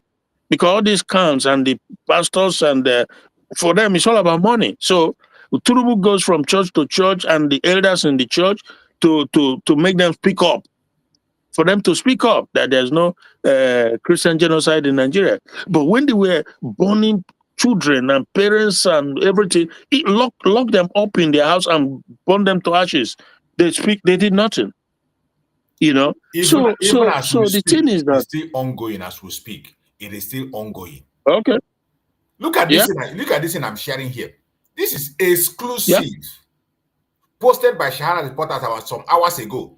Exclusive. Bandits seize 6 machine guns, 30,000 rounds of ammunition from Nigerian Army base as Air Force decline support. Why did they decline support? Because they are one of them. Of course. What else? Okay. What else? Yeah. So obviously it's sad, because the US Congress is controlled now by the Republicans who are interested in saving the lives of Christians being massacred around the world. The Senate is equally controlled by the Republicans, but because at the end of the day, all this effort in the zoo is geared towards making sure that Biafrans are kept in check and enslaved in Nigeria. That is where it boils down to. And that is why they're doing everything to make sure it doesn't lead to a point where the US Congress will begin to say that maybe we need to support the freedom of Biafrans. That if that will help to free the Christians, who are 90-something%. My beloved brother, that is why I am diverting on the kind of message I preach. There is a connection. There is a connection. If they continue to separate these people, this genocide of the Christians in another part of Nigeria with Biafra, they are not serious until they begin to treat these two issues as one. Because one begot the other. It is the same language. You mean like the US Congress? You mean like the US Congress? Yeah, until they begin to, and the people that will make them to begin to see these two issues as one, just like we are saying, our people in the United States need to do more. They need to do more. They need to wake up and go to the right place. Yeah, they're not doing it. Push the button. But they're not doing it. They are busy gossiping. They are busy promoting. They are not doing it. They're busy attacking each other. They left what they're supposed to do. That is the problem. They are busy promoting themselves. They are busy looking for who will obey them and who will not obey them. But look at an opportunity that presents itself. Opportunity has presented itself for them to go and make their case. relate this problem with our problem, because it is the same thing. It is the same genocide against Christians. It's the same thing. It's the same thing. Yeah. You cannot be a Biafran with platform and portfolio, and every day you continue to preach to the choir. Because that is what it seems. The right people at the US Congress go there. Because look now, if Adeboye can go and do these things, how much more you, who is in the US there, I wonder, and you have a platform, you have some leverage. So Massachusetts, listen, can you hear me? Huh? I'm hearing you. Go ahead. Yeah. So I made this comment a day ago, and the brother replied to me. Let me see how I say. Yeah, because there's an election coming up by the USB in November. I think November 4th, thereabout. So the guys, one of the guys, of course, a lot of Biafrans are happy about it, and naturally, that is what is supposed. Yeah, that the old Anambra, that is Odumegu state, and Ikemba state, brother, and Amambra. Because, please, let's say something serious. Let's say something serious. Forget about all this. Wait. Yeah, wait. So that is where I'm coming, because so this brother told me, he said that we have to be realistic. What is this? That is like, are you joking, right? That is how he put it. So I said, okay, naturally, if it was reality, that should be a cause for joy for everybody. But how visible is that to be? Because I think the zoo government have also election on the 8th, either on the 8th or 9th of November, gubernatorial election. Now, but when you see this thing happening and somebody is preaching to the choir, week in, week out, every Saturday, you gather, you continue to repeat the same thing, but you are supposed to, the people you are supposed to preach to, who has the mechanism, to help us implement it, you don't go to them. Every now and then, people are on this side, on the other side, asking for donations, that we do this, that we do that. But you cannot, there's no one person or group of person who can, it's not possible. You have to see where the power is, go to where the power is. And people who are open, willing to hear what is going on, but you don't go to them and you are preaching to the same people choir every Saturday for fundraising. That doesn't make sense. So that is the suspicion that a lot of people have. For me, to be honest with you, from the beginning to this day, to this time, my criticism has never been malicious criticism. It has always been constructive criticism. And if they don't want to do something differently, that we make our hope, our effort, the freedom of Biafrans to move forward, then the suspicion just have no choice but to rise and continue to rise. So if you are coming to tell me about election, it just looks like a child's play. But anyway, let us know, because I see that you are not all overly interested in this area, which is okay. So, but we must be able to say certain things when we see it, like for people to know.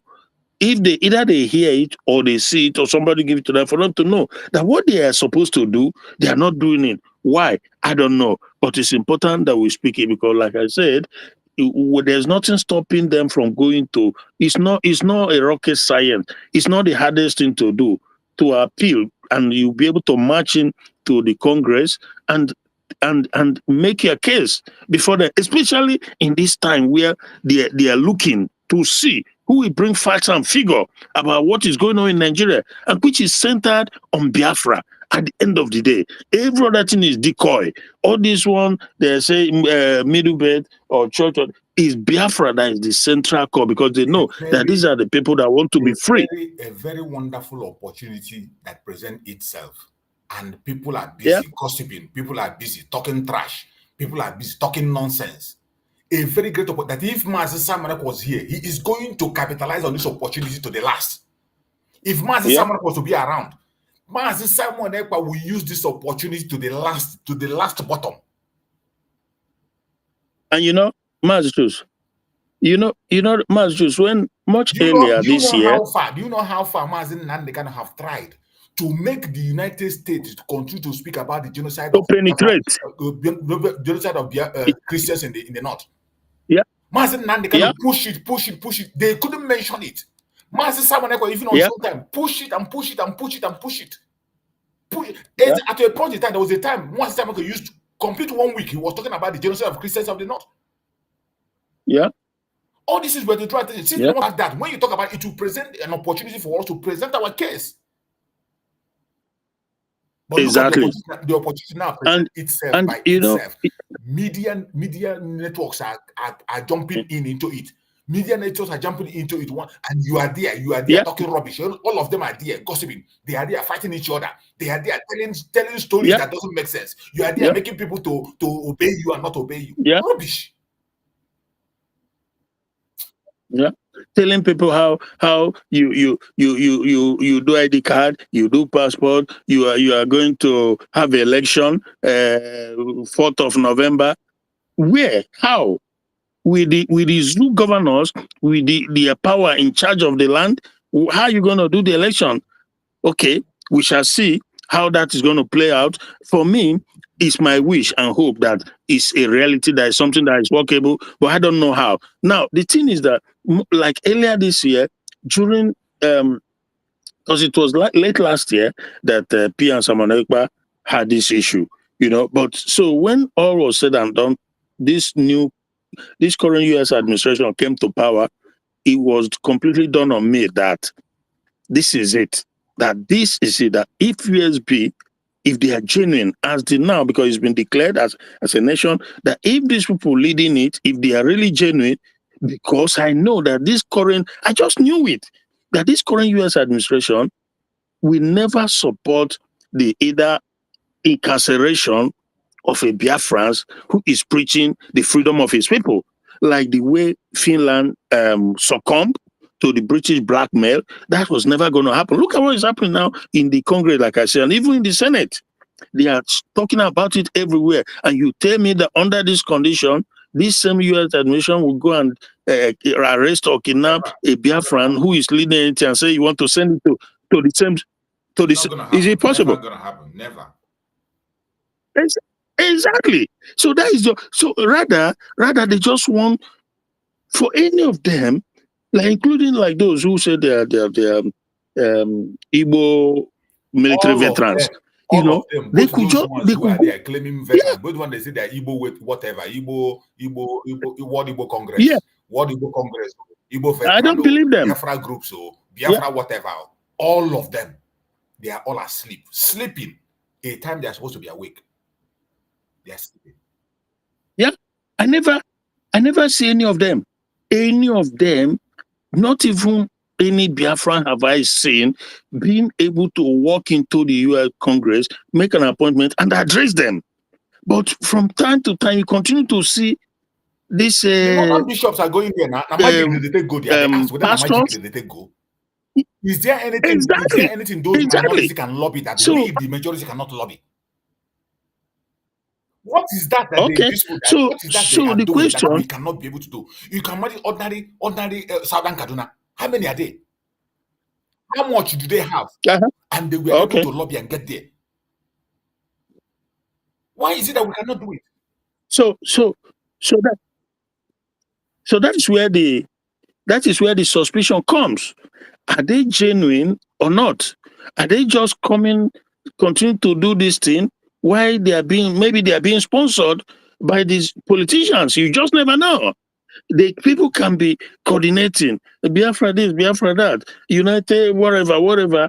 But in actuality, they are coordinating. They are working with the politicians.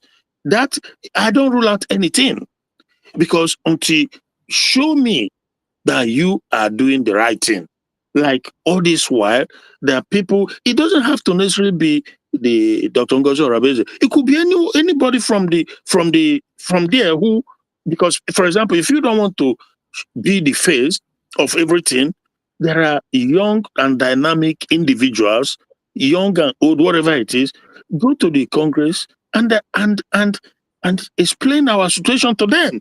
But none of them does that. None of them. How are you going to actualize the Biafra? Tell me how. You cannot do it online. You have to be able to get to the heart of people who has the power to make the difference. Like I said, this is how South Sudan. People are saying, "Oh, but South Sudan is in chaos. It's in this, is that." It's normal. What the fuck? What the heck? It's normal. Nations, they've been in war for freedom for many decades. You think that when they get the freedom, it's just gonna be so quickly and so easily butter and bread? No. Even a developed country, a civilized country like Finland, when they fought after many years of war against Russia to get independent, after they got independent, they were also in a disarray, fighting against each other. But at some point, they will get it together. That's what happens. So South Sudan, even if South Sudan is in chaos today, it's not going to remain like that. It's just a matter of time before they will, then they will get it right. But at least they are free. We're the first person. Finland was also in chaos at the point in time. America was also in chaos at the point in time. Is that? Every one of them was exactly in chaos at the point in time. So that's my point. No, because there are people who are making reference that you want to break away from Nigeria, Biafra want to go out of Nigeria, that after they will start fighting among themselves. So what? So then what? It doesn't matter. Many nations go through it's a phase. It's a phase that people go through, but at the end, the dust will be cleared. When the dust is cleared, people will now know that, this is what we have to do to get to us. So that's just the reference I'm making, because we see Finland, a grown, sophisticated nation, they went through the same phase. And they're making reference to with Sudan, South Sudan, forgetting that others went through the same phase. So obviously, the thing is that it just continued to make me wonder if these people, that is the word, genuine. Are they really genuine, or they're just playing on our head with every weekend, every Saturday, fundraising, this, that, whatever? Because you have to show me something. If you're not showing me something, again, I'm not making a conclusive decision or accusation, but I'm just stating the facts. Because the fact is that you must be able to. I've seen in that USB that there are lots of people of high intellect who can go to the Congress and lay down our case, our plight, what we are going through, the genocide, everything that is going on. Nobody is doing it. So that is really, really the dilemma. That is the dilemma there, my brother. Audio. Thank you so much, my brother. I appreciate you for your very analytic stand of view, and everyone that is watching also on this program. We have said it time and time again, in this platform, we are not coming here to attack anybody, no man, no group, no individual. We are here to ask critical questions.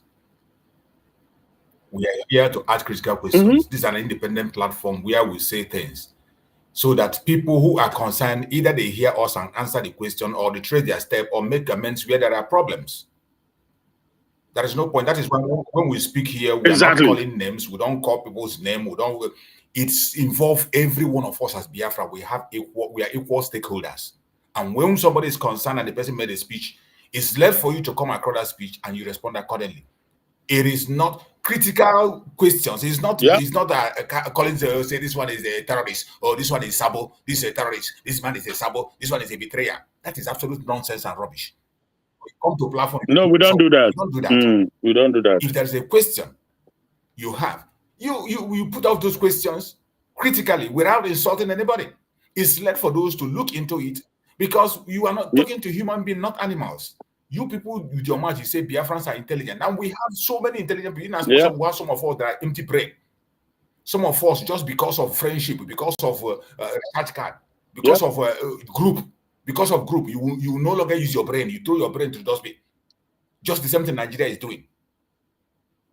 We now want to become a Nigeria that when they begin to defend their party, even when they know that the party is not performing well, just like seeing somebody defending Tinubu or somebody defending Buhari, just because of one interest or the other.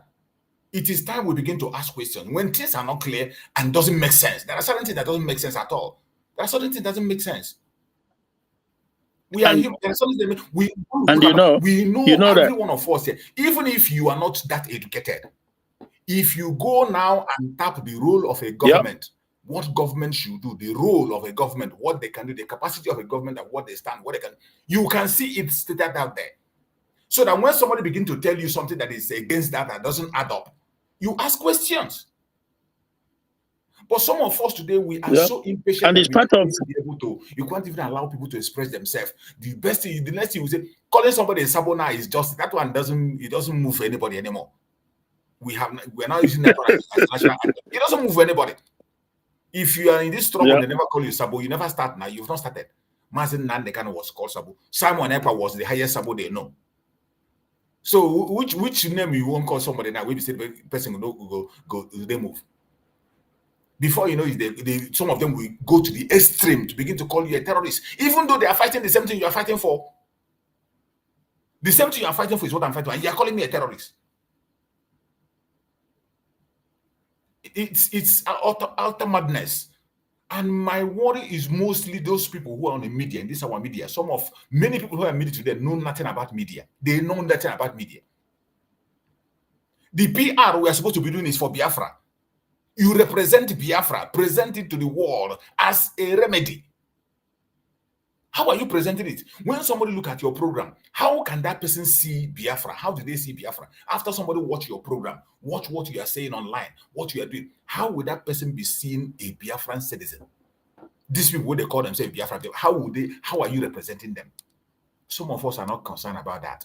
They're just concerned you want to score a point. You want to win an argument, but losing a war. There is a war before you. You left that war you want to fight. You want to win an argument, and you left the war. That is what we are doing today. That is what many of us do. For how many months now? We are fighting, winning an argument, left the war, and the war, we are losing it. My brother, Christian, please go ahead so that we can round up. It's an evening program. So. For me, the thing is that it's part of freedom of speech, because I'm a believer. I am a strong believer in freedom of speech. I don't bring any malicious, should I say, criticism. No, but constructive one. What you should be doing. So, if you are genuine, then you should be able to look into it. My brother Christian, my brother Christian, hold on. My God, so there is just like my brother SO. My brother SO, he's always with us on this platform. There is something he wrote now in response to the question you asked. And when you read that, I begin to wonder. Look at what my brother SO wrote here. Brother SO wrote, he said, USB election in November is something that shows that the government is serious. Going to the Congress is not so simple. Otherwise, Nnamdi Kanu would have been there. And I'm asking you, SO, conducting an election in Nigeria and going to Congress, which one is harder? Exactly. My brother SO, can you tell me, conduction, I'm not talking about mouth-to-mouth election. When you talk about, sometimes you come and you say, we have a government. Conducting election in Nigeria of today, that you are not even in control of a village. You are not even in control of any community. Conducting an election in Nigeria today and going to the Congress, which one is more difficult? I want you to answer, my brother SO. Okay. When you are not in charge of even a local government, can you just how do you do that? Question? Just answer me that question. Conducting an election in Nigeria of today that is in charge of your land, even the area that we control, they've taken it. Conducting an election in Nigeria today and going to U.S. Congress, which one is cheaper? U.S. Congress that even Southern Kaduna has gone it. How many are Southern Kaduna? How many are there in the population? What do they have? in money, in population, in strength, in And knowledge, that's where the in power wisdom. is. Do they pass us? And that's where the power is. Which of them is among these two? Which one is easier? You see, when people are asking certain questions, there are reasons such questions are being asked, and those questions need a critical answer. Yeah. You answer it without sentiment. You ask and answer without sentiment. Forget about sentiment. It is not meant to denigrate anybody or to attack anybody. We are talking about reality here. We talk about reality.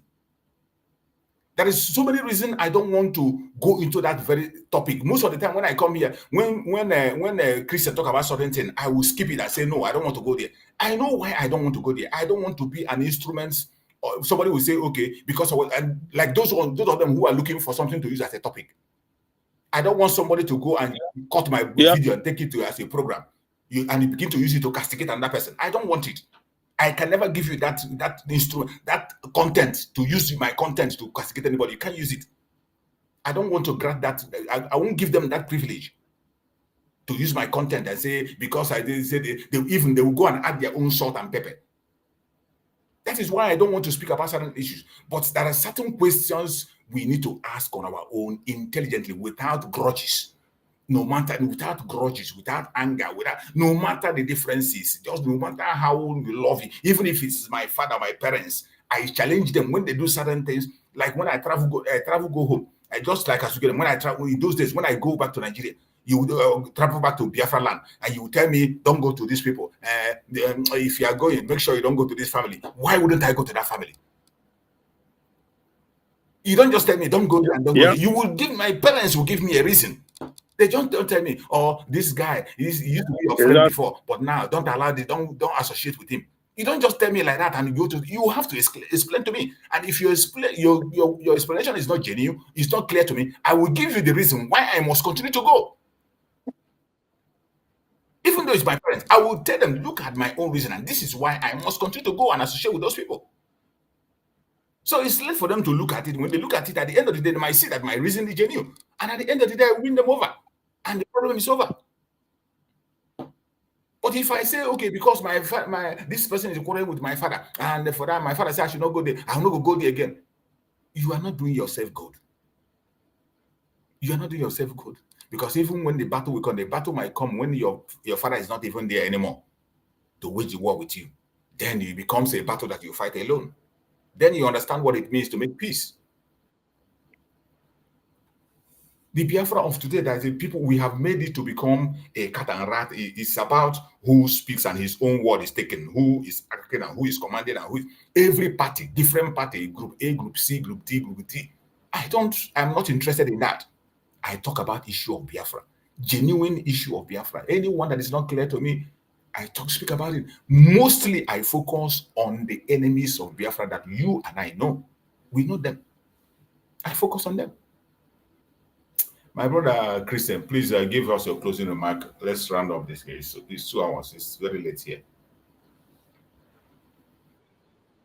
Okay, Brachus. Well, by the grace of God, hopefully the network will be even better forward. So like I said, yeah, for me personally, those attacking USB or Ngozi, they've not given me any convincing argument to believe them. Because for me, I have my own independent mind, okay? I don't get persuaded.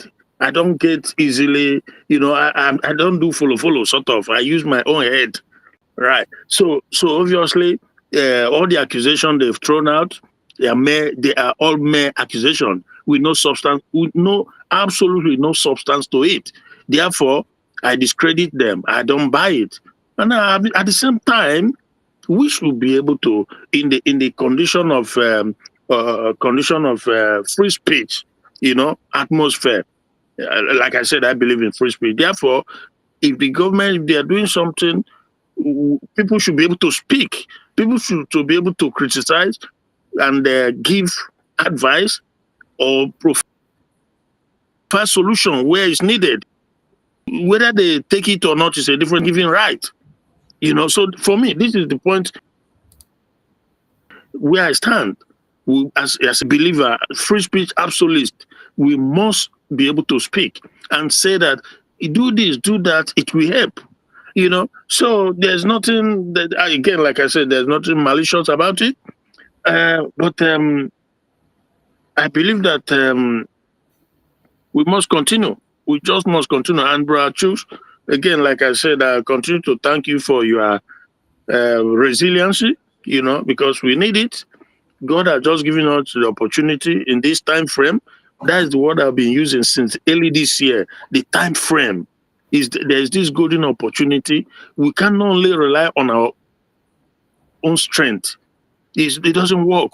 We have to be able to liaise with people all over the world, especially those ones that have the power to make a difference, because the zoo is feeling it. So you must be able to speak with them. But it is what it is, bro. Thank you so much, and we'll see you again by the grace of God. Thank you so much, my beloved brother Christian. I appreciate you for your support and your contributions. We must continue.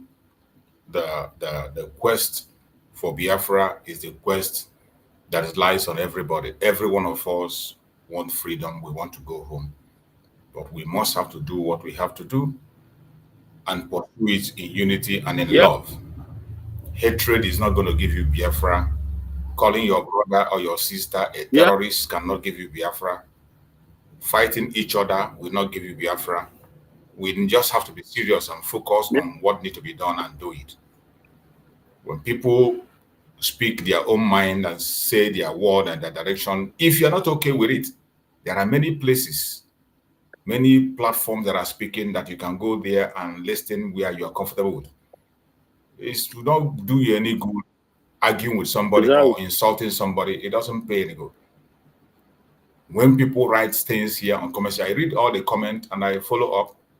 When you write a comment, I see the comment is something that promotes Biafra. I put it forward. I throw it. I'm not here to attack anybody or anybody. I have made my platform that is a platform that is not meant to attack.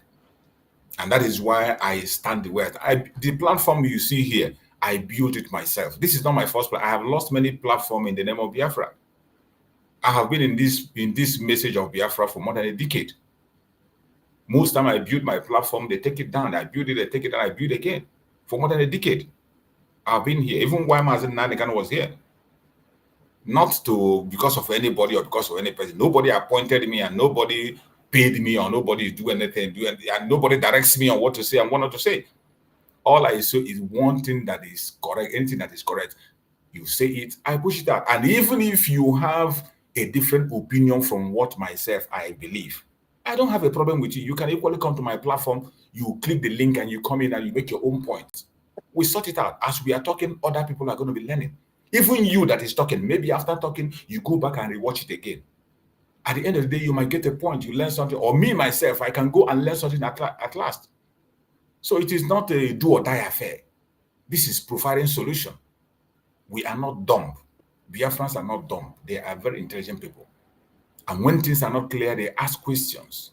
It is your duty to respond. No, but it's even Mazen Nandekano in his live program. There was a program Mazen Nandekano had.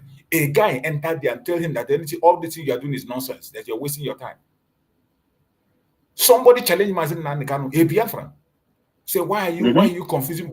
And Mazen Nandekano never fought him. The only thing Mazen Nandekano did in that program, Mazen Nandekano asked him, what is your name? He called his Igbo name.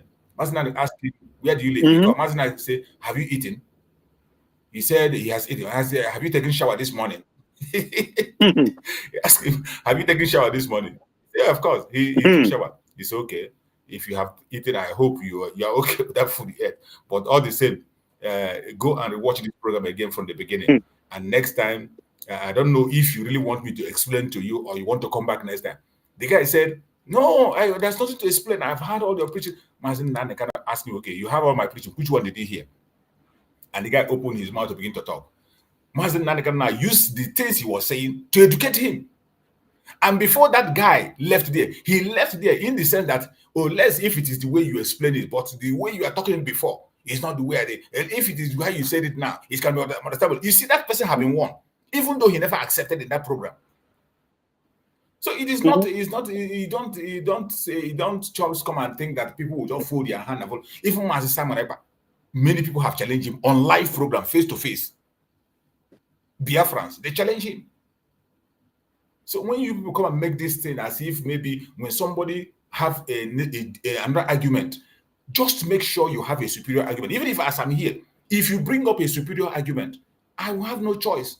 After much talk and talk and talk, even if I don't agree with you, I will go back and rewatch. I rewatch my program. It's not just me talking, I rewatch. That is why I cut it bit by bit. After I still cut it bit by bit and share. So for those who cannot be able to stomach correction or stomach maybe suggestion, you want it to be the way you say that you are an expert that doesn't make a mistake. Sorry, you'll not be comfortable here. Yeah, go ahead. Masjid, you know, yeah, that like that brother who wrote that thing, you must ask yourself, why is these pastors or bishops from Middle Belt or wherever, why are they running to the Congress, finding a way to go to the Congress? Why are they not going to the Chinese people's house or whatever? Why are they not going to Russian this thing or Duma? Or why? Because that is where the power is.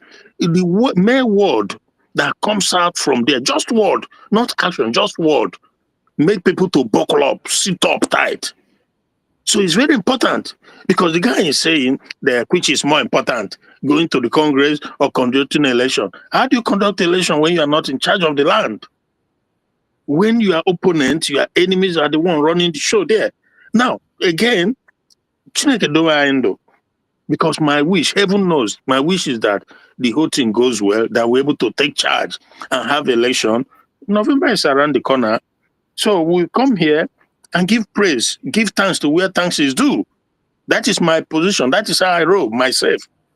But my point is, we give this word, we push it out in the form of advice, in form of solution, because I know I've lived through stuff. I know that through this way, that the line will shine, especially with now that the focus, the torchlight is on the zoo. And the zoo is trying to cover it up, to water it down, to make it look as if it's just a normal farmer said that, it's just a normal, it is not. We know that the effort is primarily against Biafran and Christians. Nnamdi Kanu has also said it, that when we have our freedom Biafra, Christians can come in, they are welcome to come and live their life, develop their life, contribute their quota peacefully. But we know that the other side, for them, it's all about conquer. For them, it's all about imposition. For them, it's all about wiping away your tradition, your culture, your belief system, and impose upon you their own idea. That is what it's all about. Unquestionably, that is what it's all about. So, that is the situation, my brother. Thank you. Thank you so much. And let me respond to my brother S.O. The reason I always like to respond to him is that he's a very responsible. Most of the time, he always make a responsible comment, even when we disagree. In so many cases, I disagree with him. In so many cases, he disagree with me. But he respectfully respond and write whatever he wants to write, which is the right thing to do. So that's why each time I see his message, anytime he comes on the platform, once he makes a writing, if I see it, it's one that captures my mind or captures that audience need to see, I push it out there. We don't agree in so many things, and we agree in so many things also. Just like he said here, he said, I appreciate your independent view, but let's give the USB government a chance. There is nobody is fighting USB government here. We are not here fighting USB government. If you understand it in the way that we are fighting, we are not fighting. We are just providing. We are just discussing on issues. It happens in everywhere when government put in place a policy. If that policy is not clear and you look at it as a person, it is not achievable. You have the right to comment about it. That this thing you're talking about, people will make suggestions. Is not achievable. It doesn't mean attack. That's not like the person attacking.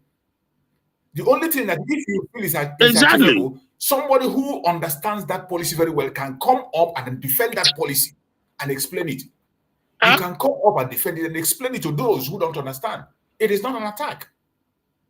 Just like when I was the other day that my brother Christian went on a direction that was making, he was trying to tell me, say something on my platform.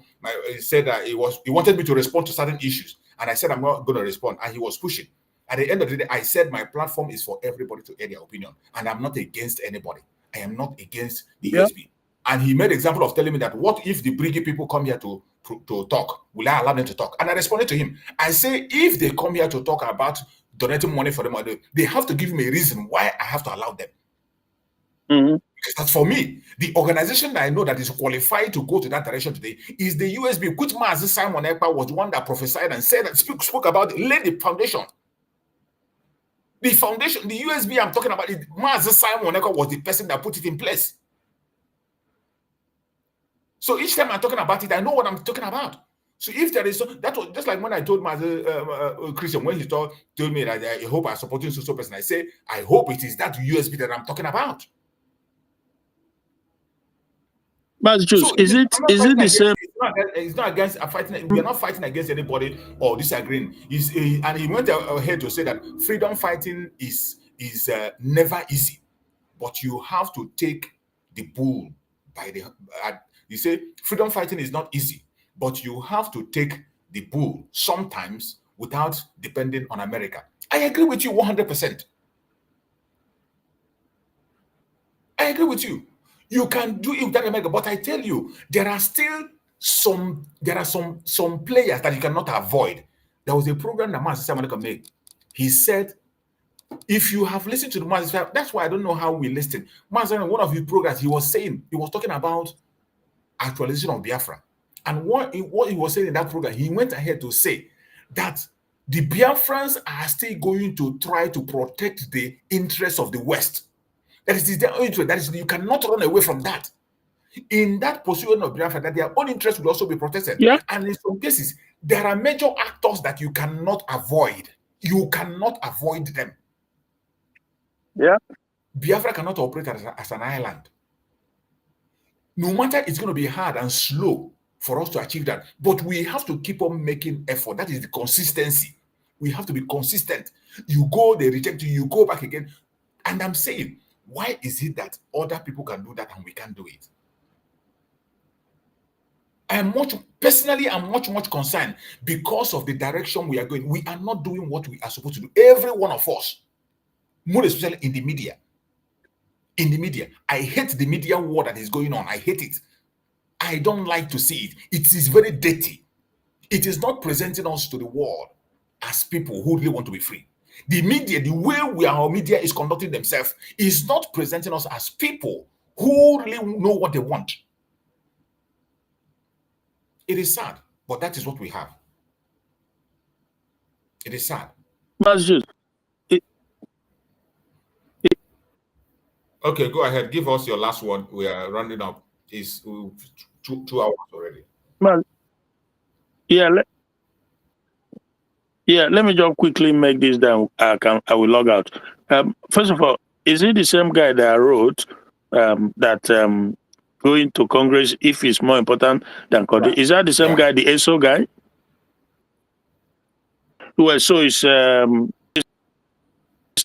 understanding. So, but then, there's one thing I'm not sure if I probably have said it in the past. It is given what we are up against, and given what I know, the situation that we are forced into in the zoo, if I have to make compromise, I will. If it's in my hand to compromise certain things to get the support from the US government, even if it means, because when you have the freedom, then the compromise in future, it's time to come, you'll be able to make amends, you'll be able to adjust. But then you would have at least settled down, have the on the ground. Freely. Just like the other guy was saying, that's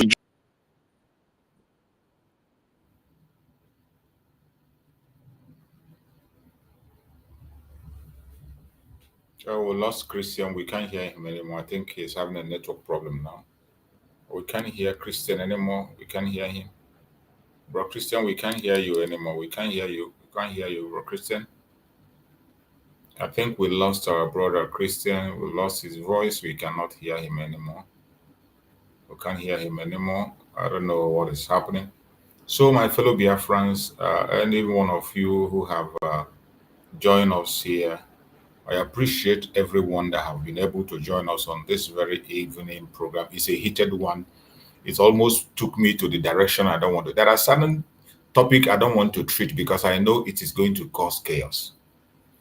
I am running away from so many issues and so many topics, not because I don't know what to say, not because I don't have my opinion, but I keep my opinion to myself, and sometimes I discuss it privately with people.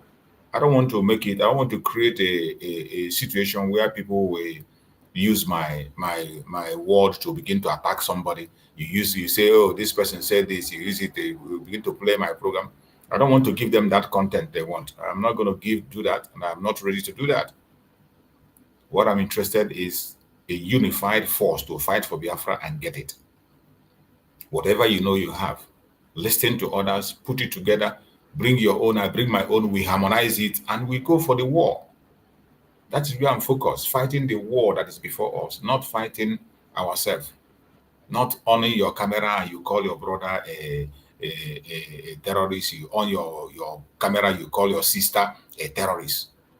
Meanwhile, you tell me you are fighting for Biafra. I don't know the kind of Biafra you are fighting for and what you tend to achieve. You know. So I hope that every one of us that is on this program today will understand and continue to do what you're supposed to do. Whatever you know, anytime you have your superior argument, you must not agree with everything I say. Oh. Listen, you must not agree with everything I say. You have the right to disagree. If you have the opportunity, if you can be able to click and come in and argue out your point, it is allowed. If you have the opportunity, you have seen us most of the time. People come here, we disagree, we fire on and fire, and by the end of the day, we still come back again and we continue to talk. Most of the time, when the platform is heated, you think we're not going to come back again. Most of the time, many people that come here on this platform to speak, I disagree with them. We disagree. Later on, we agree. Even my brother Christian, there are sometimes I disagree with him, but at some points we agree. That doesn't make us enemy. When we disagree, it doesn't make us enemy. That doesn't make me a saboteur. It doesn't make him a saboteur. The most important thing, we are pursuing one thing, and in that pursuit of one thing, we will have different views and different points of views. But at the end of the day, we harmonize these points. We harmonize it. It is better we harmonize it and then we forge ahead and do things. You don't just call people name because they didn't say it, they didn't use the language you want them to use. Because I didn't say the thing the way you want me to say it so that you can jump over and be happy. Because of that, it becomes a problem. No. That's not the way things work. Don't see things only from your own side. See things also from other people's perspectives.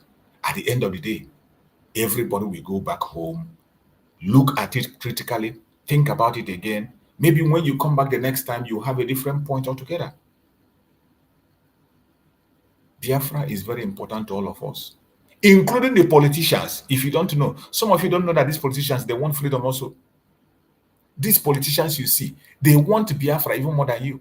The only fear they have is that if this Biafra come and it didn't come through them, they will not have any position. They will not enjoy all the bowing. People are bowing for them. Nobody's going to bow for them. The equal right in Biafra is what is scaring them. It's not that they don't want freedom. You think they are enjoying Nigeria? They are not enjoying anything. Nigeria is frustrating them more than you. Look at them going in and out of jail.